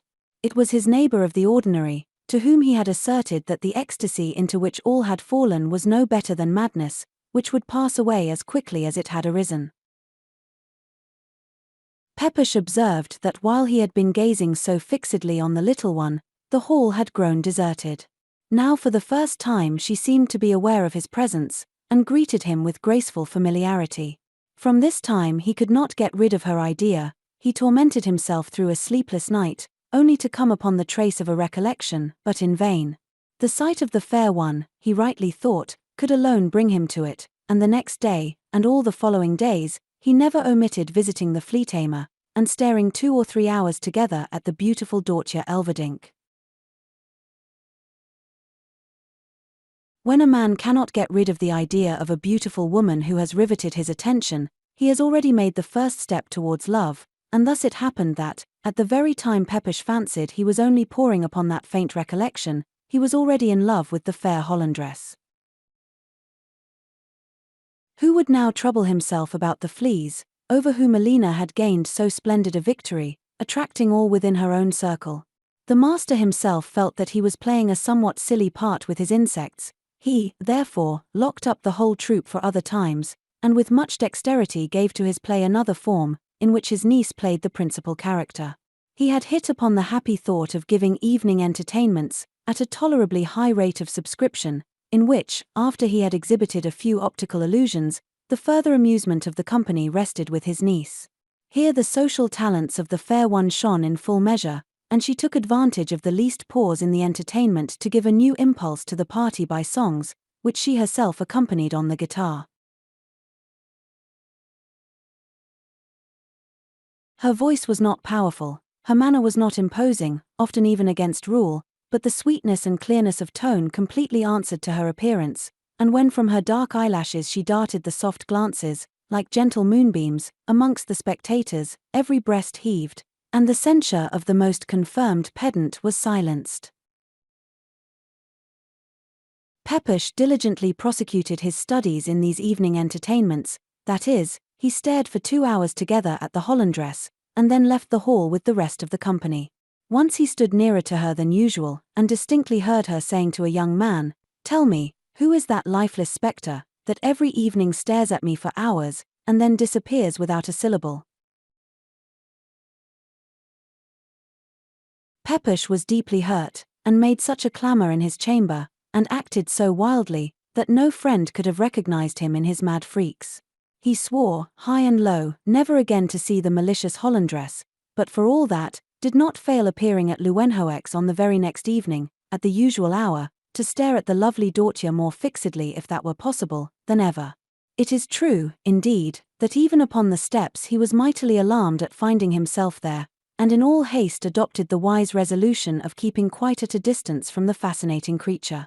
He even carried this plan into effect by creeping into a corner of the hall, but the attempt to cast down his eyes failed entirely, and as before said, he gazed on the Hollandress more determinedly than ever. Yet he did not know how it happened that on a sudden Dörtje Elverdink was standing in his corner close beside him.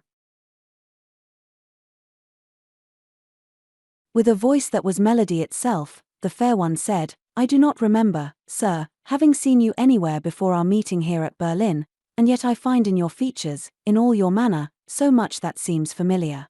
Nay, it is as if in times long past we had been very intimate, but in a distant country and in other relations.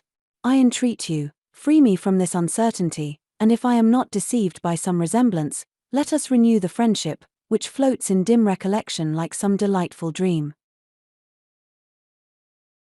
George Pepusch felt strangely at this address. His breast heaved, his forehead glowed, and a shudder ran through all his limbs as if he had lain in a violent fever.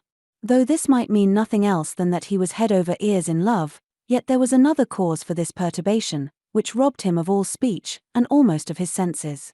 When Dörtje Elverdink spoke of her belief that she had known him long before, it seemed to him as if another image was presented to his inward mind as in a magic lantern, and he perceived a long-removed self, which lay far back in time. The idea, that by much meditation had assumed a clear and firm shape, flashed up in this moment, and this was nothing less than that Dörtje Elverdink was the Princess Gamaheh, daughter of King Sekakis, whom he had loved in a remote period, when he flourished as the thistle, Zeherit. It was well that he did not communicate this fancy to other folks, as he would most probably have been reckoned mad, and confined as such, although the fixed idea of a partial maniac may often, perhaps, be nothing more than the illusions of a preceding existence. "Good God! You seem dumb, sir," said the little one, touching George's breast with the prettiest finger imaginable, and from the tip of it shot an electric spark into his heart, and he awoke from his stupefaction.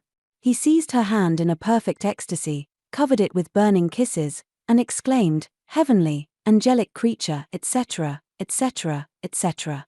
The kind reader will easily imagine all that George Pepusch would exclaim in such a moment. It is sufficient to say, that she received his love protests as kindly as could be wished, and that the fateful moment, in the corner of Leeuwenhoek's hall, brought forth a love affair that first raised the good George Pepusch up to heaven, and then again plunged him into hell. As he happened to be of a melancholy temperament, and withal pettish and suspicious, Dörtje's conduct could not fail of giving rise to many little jealousies.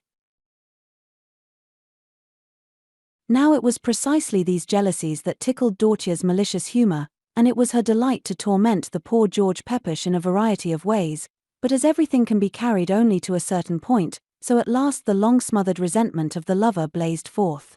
He was speaking of that wondrous time when he, as the thistle, Zeherit, had so dearly loved the fair Hollandress, who was then the daughter of King Sekakis, and was reminding her, with all the fire of love, that the circumstance of his battle with the Leech Prince had given him the most incontestable right to her hand.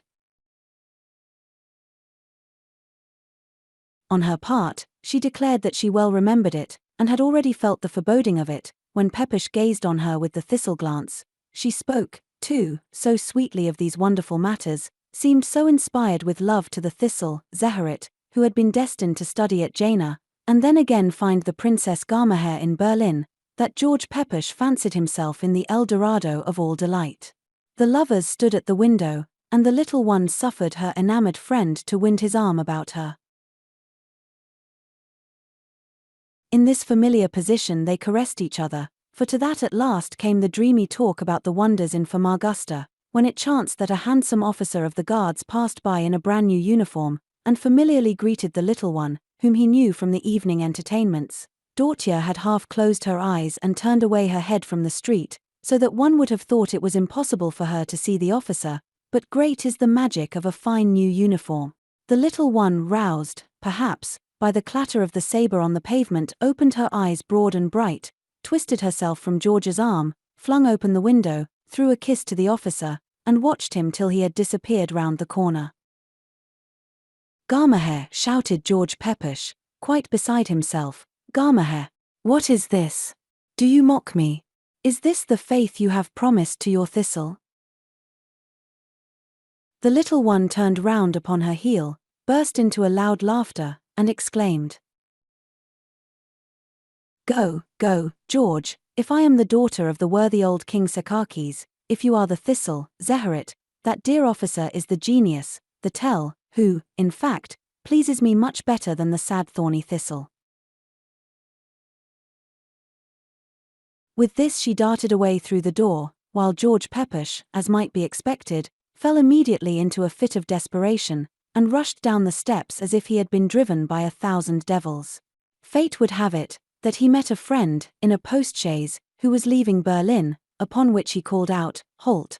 I go with you, flew home, donned a great coat, put money in his purse, gave the key of his room to the hostess, seated himself in the chaise, and posted off with his friend.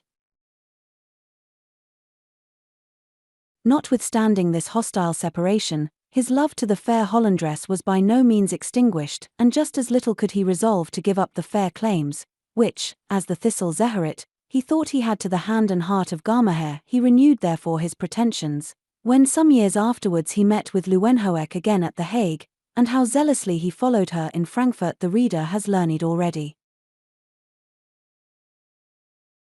George Pepusch was wandering through the streets at night, quite inconsolable, when his attention was attracted by an unusually bright light that fell upon the street from a crevice in the window shutter in the lower room of a large house. He thought that there must be fire in the chamber, and swung himself up by means of the ironwork to look in. Boundless was his surprise at what he saw.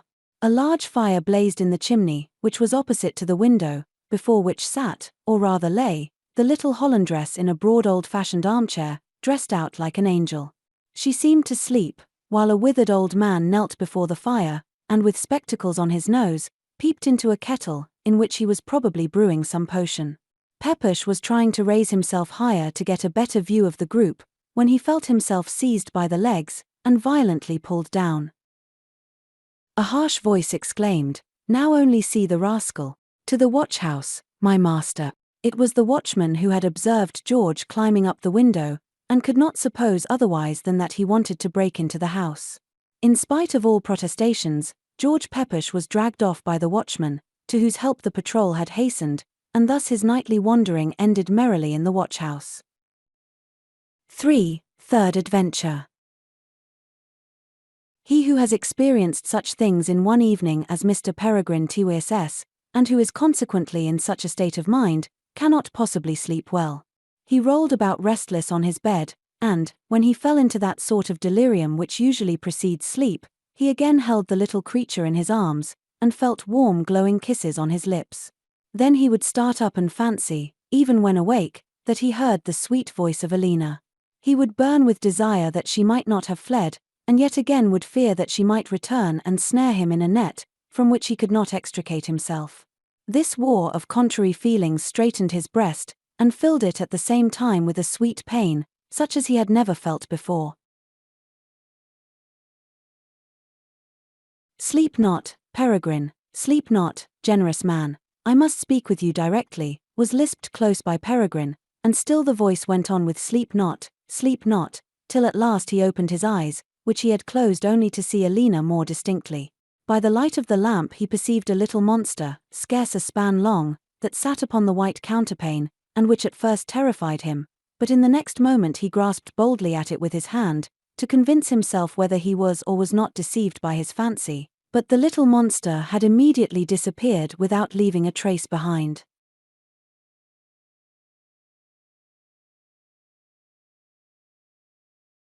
Though it was not requisite to give a minute description of the fair Alina, Dörtje Elverdink, or Princess Gamaheh, for the reader has long ago known that these were one and the same person apparently split into three, it is, on the contrary, quite requisite to narrowly portray the little monster that sat upon the counterpane, and caused so much terror to Mr. Peregrinus Tyss.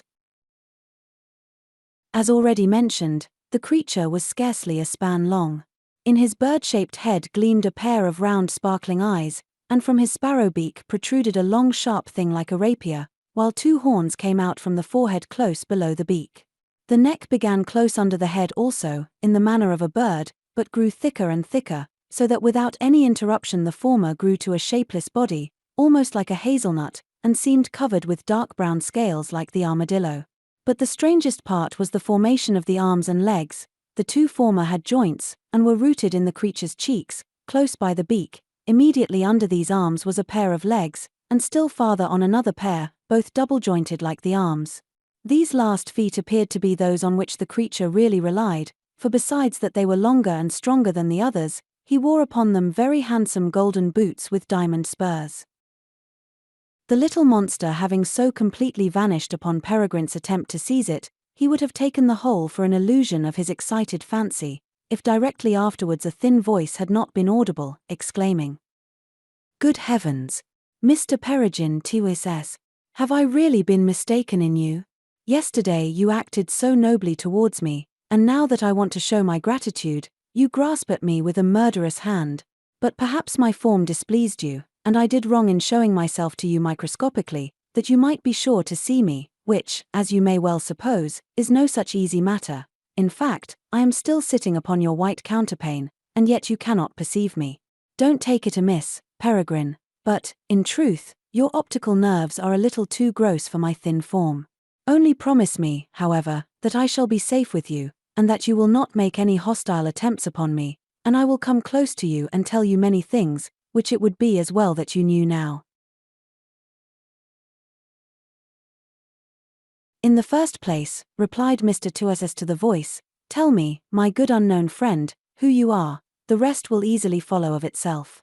In the meantime I can assure you beforehand, that anything hostile is not at all in my disposition, and that I will continue to act nobly towards you, though at present I cannot comprehend in what way I have evinced my nobleness.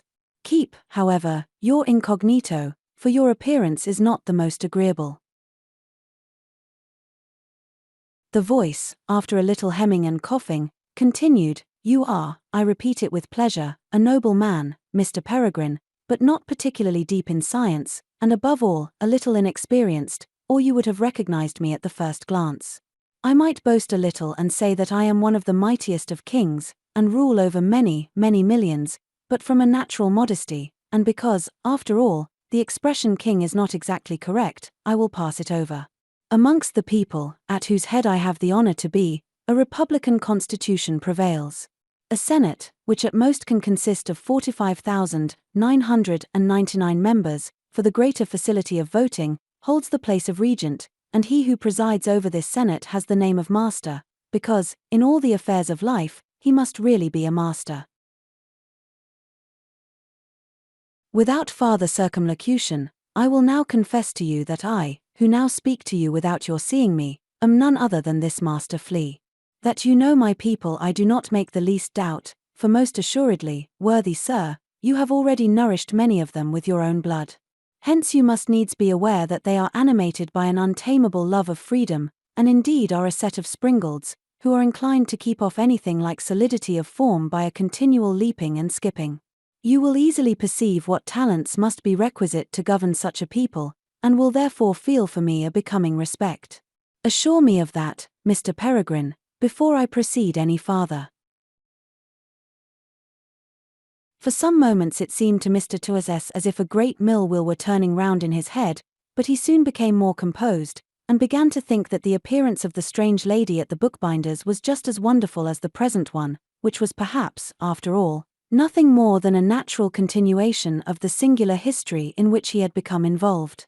He therefore declared to Master Flea that he respected him prodigiously for his uncommon talents, and was the more anxious to know him better, as his voice sounded very sweetly, and there was a certain delicacy in his speech which betrayed a delicate form of body, whereat Master Flea continued,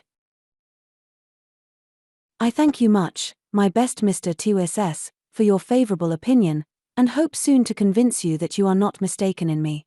In the meantime, that you may learn what service you have rendered me, it is requisite that I should impart to you my whole history. Know then that my father was the renowned. Yet stay, it just occurs to me that the beautiful gift of patience has become remarkably rare of late amongst readers and auditors, and that copious memoirs, once so much admired, are now detestable. I will therefore touch lightly and episodically that part only which is more immediately connected with my abode with you.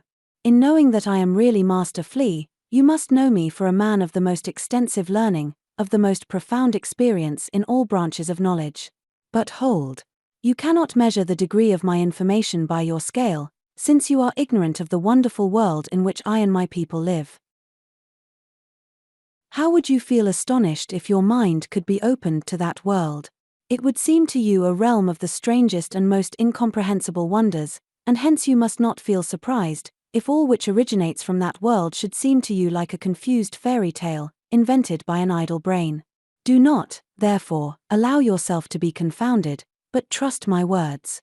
See, in many things my people are far superior to you men, for example, in all that regards the penetrating into the mysteries of nature, in strength, dexterity, spiritual and corporeal dexterity. But we, too, have our passions, and with us, as with you, these are often the sources of great disquietudes, sometimes even of total destruction. Loved, nay adored, as I was, by my people, my mastery might have placed me upon the pinnacle of happiness, had I not been blinded by an unfortunate passion for a person who completely governed me, though she never could be my wife. But our race is in general reproached with a passion for the fair sex, that oversteps the bounds of decorum. Supposing however this reproach to be true, yet on the other hand, everyone knows.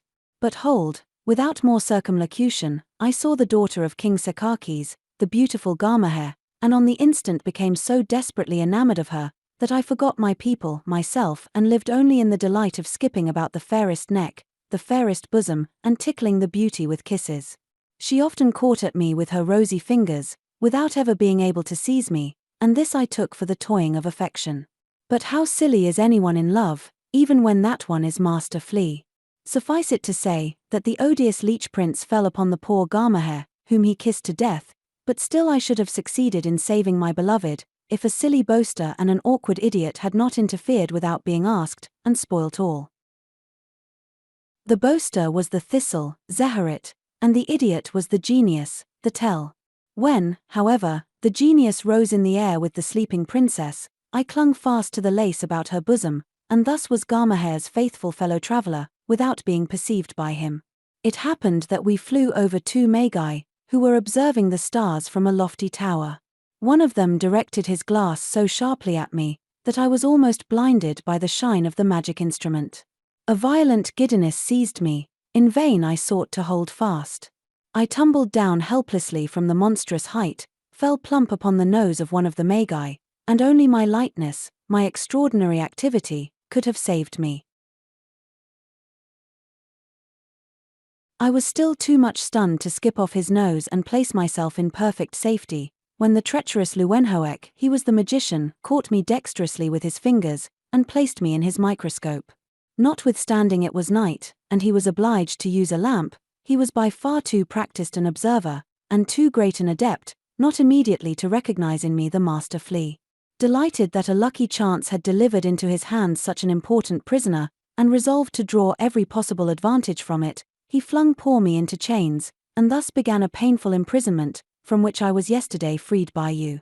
The possession of me gave the abominable Leuwenhoek full power over my vassals, whom he soon collected in swarms about him, and with barbarian cruelty introduced amongst us that which is called education, and which soon robbed us of all freedom, of all enjoyment of life. In regard to scholastic studies, and the arts and sciences in general, Leuwenhoek soon discovered, to his surprise and vexation, that we knew more than himself. The higher cultivation which he forced upon us consisted chiefly in this, that we were to be something, or at least represent something. But it was precisely this being something, this representing something, that brought with it a multitude of wants which we had never known before, and which were now to be satisfied with the sweat of our brow. The barbarous Leuwenhoek converted us into statesmen, soldiers, professors, and I know not what besides. All were obliged to wear the dress of their respective ranks, and thus arose amongst us tailors, shoemakers, hairdressers, blacksmiths, cutlers, and a multitude of other trades, only to satisfy an useless and destructive luxury. The worst of it was that Leuwenhoek had nothing else in view than his own advantage in showing us cultivated people to men, and receiving money for it. Moreover, our cultivation was set down entirely to his account, and he got the praise which belonged to us alone. Leeuwenhoek well knew that in losing me he would also lose the dominion over my people.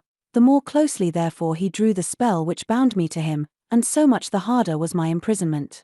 I thought with ardent desire on the beautiful Gamaheh, and pondered on the means of getting tidings of her fate, but what the acutest reason could not effect, the chance of the moment itself brought about. The friend and associate of my magician, the old Swammerdam, had found the princess in the petal of a tulip, and this discovery he imparted to his friend. By means which, my good Peregrine, I forbear detailing to you, as you do not understand much about these matters, he succeeded in restoring Gamaheh to her natural shape, and bringing her back to life. In the end, however, these very wise persons proved as awkward idiots as the genius, the tell, and the thistle, Zeherit. In their eagerness they had forgotten the most material point, and thus it happened that in the very same moment the princess awoke to life, she was sinking back again into death. I alone knew the cause. Love to the fair one, which now flamed in my breast stronger than ever, gave me a giant's strength. I burst my chains, sprang with one mighty bound upon her shoulder, a single bite sufficed to set the freezing blood in motion. She lived. But I must tell you, Mr. Peregrinus Tyss, that this bite must be repeated if the princess is to continue blooming in youth and beauty, otherwise she will dwindle away in a few months to a shriveled little old woman. On this account, as you must see, I am quite indispensable to her, and it is only by the fear of losing me that I can account for the black ingratitude with which she repaid my love. Without more ado she delivered me up to my tormentor, who flung me into heavier chains than ever, but to his own destruction.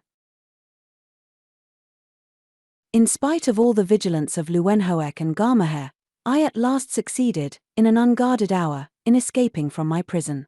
Although the heavy boots, which I had no time to pull off, hindered me considerably in my flight, yet I got safely to the shop of the toyman, of whom you bought your ware, but it was not long before, to my infinite terror, Gamaheh entered the shop. I held myself lost, you alone could save me. I gently whispered to you my distress, and you were good enough to open a little box for me, into which I quickly sprang, and in which you as quickly carried me off with you. Gamaheh sought in vain for me, and it was not till much later that she learned how and whither I had fled.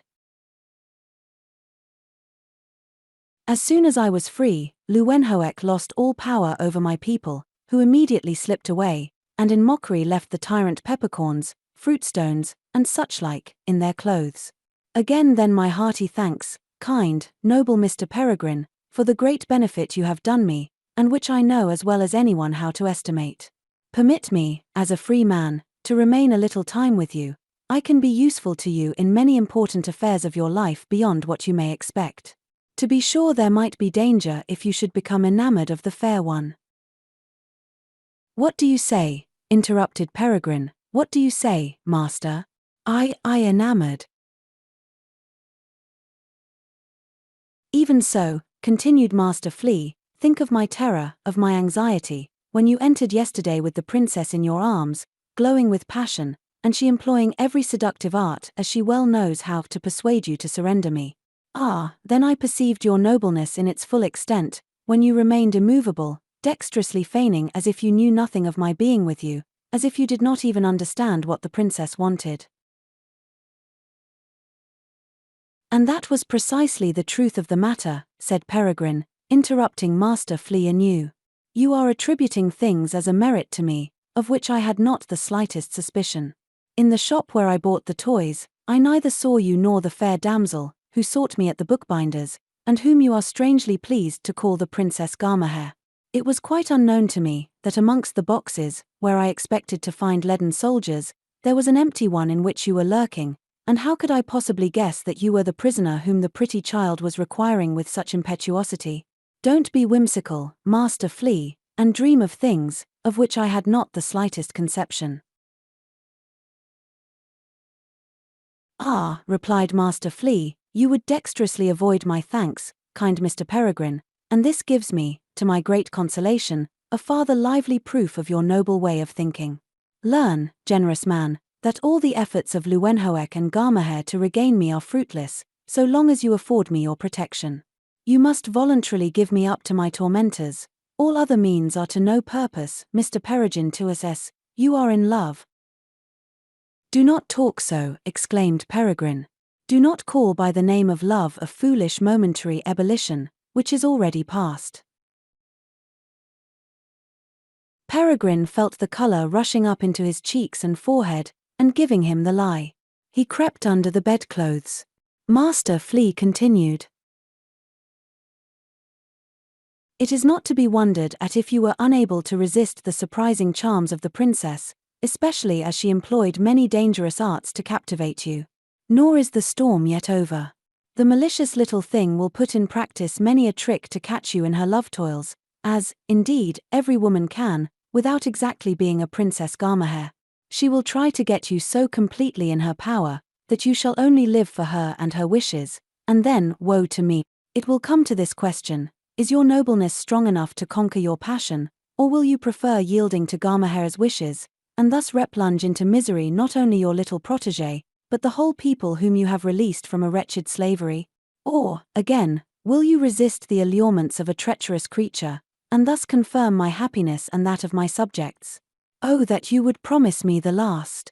That you could!" "Master," replied Peregrine, drawing the bedclothes away from his face, "dear master, you are right. Nothing is more dangerous than the temptations of women. They are all false, all malicious. They play with us as cats with mice, and for our tenderest exertions we reap nothing but contempt and mockery.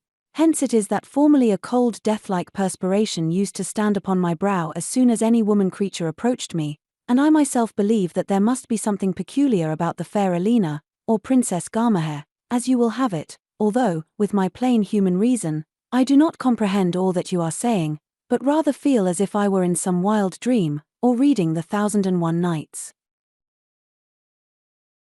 Be all this, however, as it may, you have put yourself under my protection, dear master, and nothing shall persuade me to deliver you up to your enemies.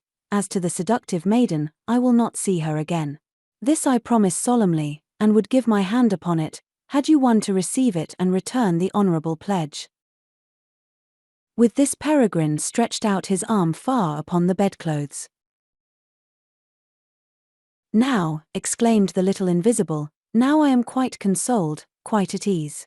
If I have no hand to offer you, at least permit me to prick you in the right thumb, partly to testify my extreme satisfaction, and partly to seal our bond of friendship more assuredly."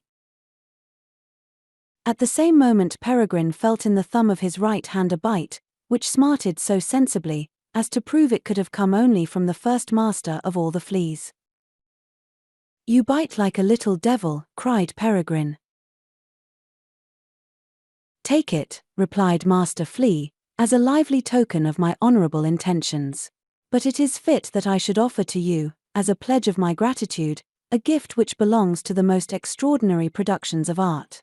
It is nothing else than a microscope, made by a very dexterous optician of my people, while he was in Leeuwenhoek's service.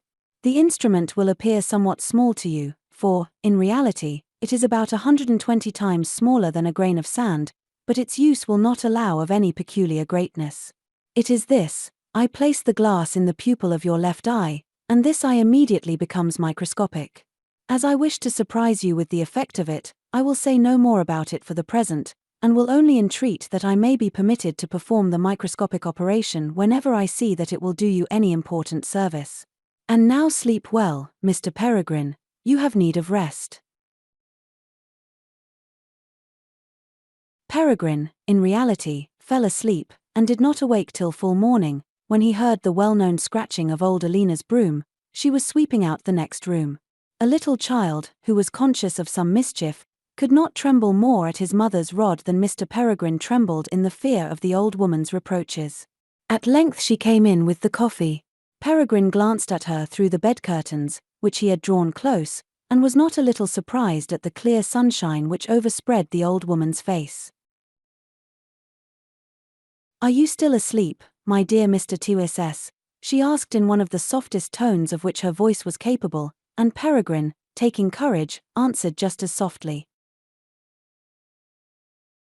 "No, my dear Alina. Lay the breakfast upon the table, I will get up directly."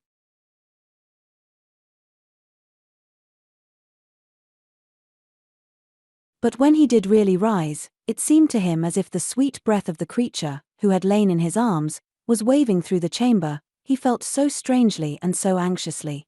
He would have given all the world to know what had become of the mystery of his passion, for like this mystery itself, the fair one had appeared and vanished.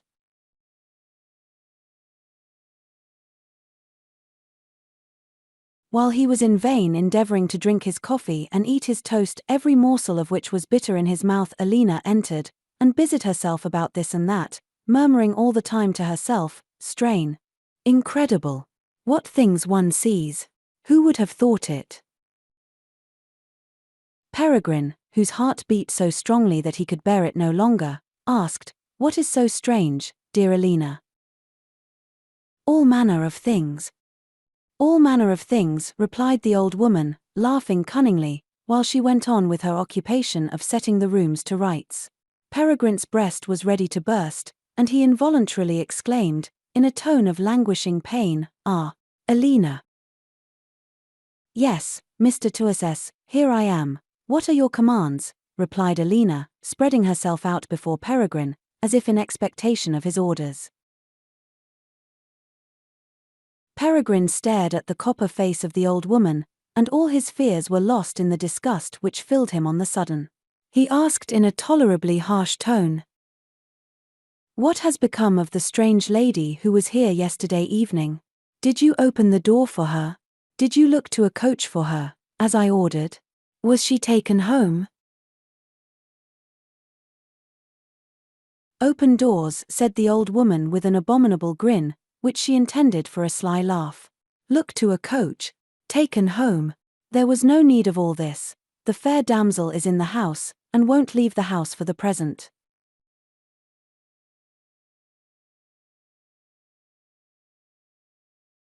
Peregrine started up in joyful alarm, and she now proceeded to tell him how, when the lady was leaping down the stairs in a way that almost stunned her, Mr. Swammer stood below, at the door of his room, with an immense branch candlestick in his hand.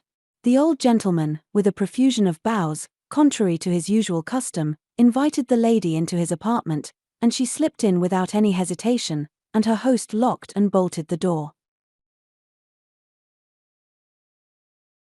The conduct of the misanthropic Swammer was too strange for Alina not to listen at the door, and peep a little through the keyhole. She then saw him standing in the middle of the room, and talking so wisely and pathetically to the lady, that she herself had wept, though she had not understood a single word, he having spoken in a foreign language. She could not think otherwise than that the old gentleman had labored to bring her back to the paths of virtue, for his vehemence had gradually increased, till the damsel at last sank upon her knees and kissed his hand with great humility. She had even wept a little. Upon this he lifted her up very kindly, kissed her forehead, in doing which he was forced to stoop terribly, and then led her to an armchair. He next busied himself in making a fire, brought some spices, and, as far as she could perceive, began to mull some wine. Unluckily the old woman had just then taken snuff, and sneezed aloud, upon which Swammer, stretching out his arm to the door, exclaimed with a terrible voice, that went through the marrow of her bones, "Away with thee, listening Satan." She knew not how she had got off and into her bed, but in the morning, upon opening her eyes, she fancied she saw a spectre, for before her stood Mr. Swammer in a handsome sable fur, with gold buckles, his hat on his head, his stick in his hand. "My good Mistress Alina," he said, "I must go out on important business, and perhaps may not return for many hours. Take care, therefore, that there is no noise on my floor, and that no one ventures to enter my room. A lady of rank, and I may tell you a very handsome princess, has taken refuge with me. Long ago, at the court of her father, I was her governor, therefore she has confidence in me, and I must and will protect her against all evil machinations. I tell you this, Mistress Alina, that you may show the lady the respect which belongs to her rank. With Mr. Tyss's permission she will be waited on by you, for which attendance you will be royally rewarded, provided you are silent, and do not betray the princess's abode to anyone." So saying, Mr. Swammer had immediately gone off.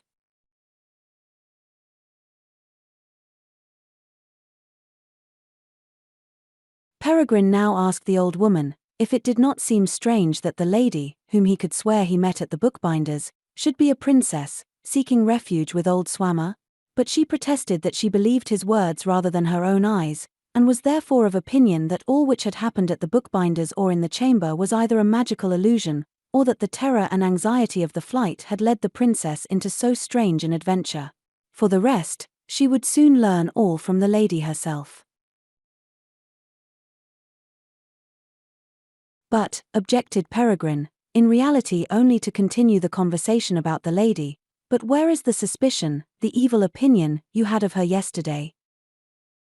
Ah, replied the old woman simpering, that is all over.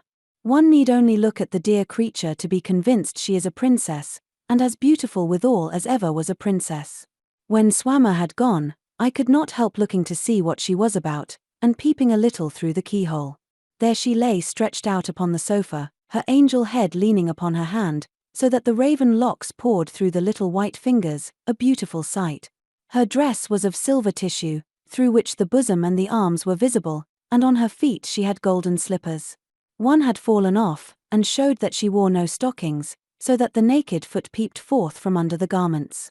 But, my good Mr. Tyss, she is no doubt still lying on the sofa, and if you will take the trouble of peeping through the keyhole.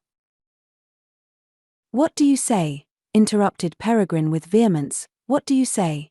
Shall I expose myself to her seductive sight, which might urge me into all manner of follies? Courage, Peregrine. Resist the temptation, lisped a voice close beside him, which he instantly recognized for that of Master Flea. The old woman laughed mysteriously, and after a few minutes' silence said, I will tell you the whole matter, as it seems to me.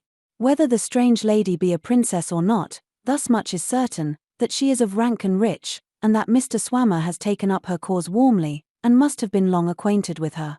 And why did she run after you, dear Mr. Tyss? I say, because she is desperately in love with you, and love makes people blind and mad, and leads even princesses into the strangest and most inconsiderate follies. A gypsy prophesied to your late mother that you would one day be happy in a marriage when you least expected it. Now it is coming true. And with this the old woman began again describing how beautiful the lady looked. It may be easily supposed that Peregrine felt overwhelmed. At last he broke out with, Silence, I pray you, of such things. The lady in love with me, how silly, how absurd. Said the old woman. If that were not the case she would not have sighed so piteously, she would not have exclaimed so lamentably, No, my dear Peregrine, my sweet friend, you cannot be cruel to me. I shall see you again, and enjoy all the happiness of heaven. And our old Mr. Swammer, she has quite changed him. Did I ever use to get anything of him but a paltry sixpence for a Christmas box? And now he gave me this morning a crown, with such a kind look, no common thing with him as a douceur beforehand for my services to the lady. There's something in it all. I'll lay you anything that in the end Mr. Swammer is her ambassador to you. And again the old woman began to speak of the grace and loveliness of the lady with an animation that sounded strange enough in the mouth of a withered creature like herself, till Peregrine jumped up all fire and fury, and cried out like a madman, Be it as it will, down to the keyhole. In vain he was warned by Master Flea, who sat in the neckcloth of the enamoured Peregrine, and had hid himself in a fold. Peregrine did not hear his voice, and Master Flea learned what he ought to have known long before, namely, that something may be done with the most obstinate man, but not with a lover. The lady did, indeed, lie on the sofa, just as the old woman had described, and Peregrine found that no mortal language was adequate to the expression of the heavenly charms which overspread the lovely figure. Her dress, of real silver tissue, with strange embroidery, was quite fantastic, and might do very well for the negligee of the Princess Gamaheh, which she had perhaps worn in Famagusta, at the very moment of her being kissed to death by the malicious leech prince. At all events it was so beautiful, and so exceedingly strange, that the idea of it could never have come from the head of the most genial theatrical tailor, nor have been conceived by the sublimest milliner. Yes, it is she. It is the Princess Gamaheh, murmured Peregrine, trembling with anxiety and pleasure. But when the fair one sighed, Peregrine, My Peregrine, the full madness of the passion seized him, and it was only an unnameable anxiety, robbing him of all self-possession, that prevented him from breaking in the door, and throwing himself at the feet of the angel. The friendly reader knows already how it was with the fascinations, the celestial beauty, of the little Dörtje Elverdink. The editor, however, may safely declare, that, after he too had peeped through the keyhole, and seen the fair one in her fantastic dress of tissue, he can say nothing more than that Dörtje Elverdink was a very pretty little puppet. But as no young man can possibly be in love for the first time with any but an angel, without her equal on earth, it may be allowed also to Mr. Peregrinus Tyss to look upon Dörtje Elverdink as something celestial. Recollect yourself, my dear Mr. Tyss, think of your promise. You would never see the seductive Gamaheh again, and now I could put the microscopic glass into your eye, but without such help you must perceive that the malicious creature has long observed you, and that all she is doing is only deceit, to seduce you. Believe me, I mean it well with you. So whispered Master Flea in the fold of his collar, but, whatever doubts might arise in Mr. Peregrine's mind, he could not tear himself away from the fascinating sight of the little one, who knew well how to use the advantage of being supposed to fancy herself alone. Flinging herself into all manner of voluptuous attitudes, she put the poor Peregrine quite beside himself. He would most likely have been still fixed at the door, had it not been for a loud ringing, and Alina's crying out that Swammer had returned. Upon this he hurried up the stairs into his chamber, where he gave himself up to his love thoughts, but with these thoughts returned the doubts which had been raised in his breast by the admonitions of Master Flea. There was, indeed, a flea in his ear, and he fell into all manner of disquieting meditations. He thought to himself, must I not believe that this lovely creature is the Princess Gamaheh, the daughter of a mighty king? But if this be the case, it is folly, madness, to aspire to the possession of so exalted a personage. Then too she has begged the surrender of a prisoner, on whom her life depends, and as this exactly agrees with what Master Flea has said, I can hardly doubt that all which I would interpret into affection for me is only a mean to subject me to her will. And yet to leave her, to lose her, that is hell, that is death. In these painful meditations he was disturbed by a modest knocking at his door, and the person who entered was none other than his lodger. The ancient Mr. Swammer, at other times a shriveled, misanthropic, grumbling man, seemed suddenly to have become 20 years younger. His forehead was smooth, his eye animated, his mouth friendly. Instead of the odious black periwig he wore his natural silver hair, and in the place of the dark grey uppercoat, he had on a sable, such as a line had before described him. With a cheerful and even friendly mien, by no means usual with him, he came up to Peregrine, protesting that he did not wish to disturb his dear host in any occupation, but his duty as a lodger required that he should the first thing in the morning inform his landlord he had been under the necessity of giving refuge to a helpless damsel, who sought to escape from the tyranny of a cruel uncle, and would therefore pass some time in the house. For this he needed the permission of his kind host, which he now requested. Involuntarily Peregrine inquired who the lady was, without reflecting that this in fact was the best question he could ask to get a clue to the strange mystery. "It is just and proper," replied Swammer, "that the landlord should know whom he is lodging in his house. Learn then, my respected Mr. Tyss, that the damsel, who has taken refuge with me, is none other than the fair Hollandress, Dörtje Elverdink, niece of the celebrated Leeuwenhoek, who, as you know, gives here the wonderful microscopic exhibitions. Leeuwenhoek was once my friend, but I must acknowledge that he is a hard man, and uses my goddaughter cruelly. A violent affair, which took place yesterday, compelled the maiden to flight, and it seems natural enough that she should seek help and refuge with me." "Dörtje Elverdink," said Peregrine, half dreaming, "Leeuwenhoek. Perhaps a descendant of the naturalist, Antony van Leeuwenhoek, who made the celebrated microscopes." "That our Leeuwenhoek," replied Swammer, smiling, "is a descendant of that celebrated man, I cannot exactly say, seeing that he is the celebrated man himself, and it is a mere fable that he was buried about 200 years ago at Delft. Believe it, my dear Mr. Tyss, or else you might doubt that I am the renowned Swammerdam, although, for the sake of shortness and that I may not have to answer the questions of every curious blockhead, I call myself Swammer.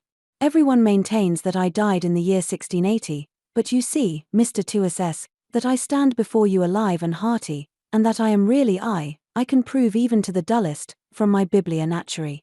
You believe me, my worthy Mr. Tyss? Since a short time, said Mr. Tyss, in a tone that showed his mental perplexity, since a short time I have experienced so many wonders, that I should be in perpetual doubt, if the whole had not been a manifest subject of the senses.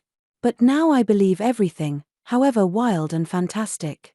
It may be that you are the dead Jan Swammerdam, and, therefore, as a dead alive, no more than other common men, but as to the flight of Dörtje Elverdink, or the Princess Gamaheh, or however else the lady may be called, you are in a monstrous error. Hear how the matter really happened. Peregrine now related quite calmly the adventure he had with the lady, her entrance into Lemmerhurt's room, up to her reception with Mr. Swammer, who, when he had done, replied, "It seems to me, as if all that you have been pleased to relate were nothing more than a singular, yet very pleasant, dream. I will, however, let that be, and request your friendship, which perhaps I may have much need of. Forget my morose conduct, and let us be more intimate. Your father was a shrewd man and my good friend, but in regard to science, depth of understanding, mature judgment, and practiced insight into life, the son goes before the father. You know not how much I esteem you, my worthy Mr. Tyss. Now is the time, whispered Master Flea, and in the same moment Peregrine felt a slight passing pain in the pupil of his left eye. He knew that Master Flea had placed the microscopic glass in his eye, but he had not before had the slightest idea of its effects. Behind the tunicle of Swammer's eyes he perceived strange nerves and branches, the perplexed course of which he traced deep into the forehead, and could perceive that they were Swammer's thoughts. They ran much in this way. I did not expect to get off so easily here, without being better questioned. If Papa was an ignoramus, of whom I never thought anything, the son is still worse, with a greater infusion of childishness. With the simplicity of an idiot, he tells me the whole adventure with the princess, not seeing that she must have already told me all, as my behavior to her of necessity presupposes an earlier intimacy. But there is no help for it. I must speak him fair, because I want his help. He is simple enough to believe all I say, and, in his stupid good nature, to make many a sacrifice to my interest, for which he will reap no other thanks than that, when all is over, and Gamaheh mine again, I shall laugh soundly at him behind his back. It seemed to me, said Swammer, coming close to Peregrine. It seemed to me, my dear Mr. Tyss, as if a flea were on your collar. The thoughts ran thus. The deuce. That was, indeed, Master Flea. It would be a queer piece of business if Gamaheh should be right after all.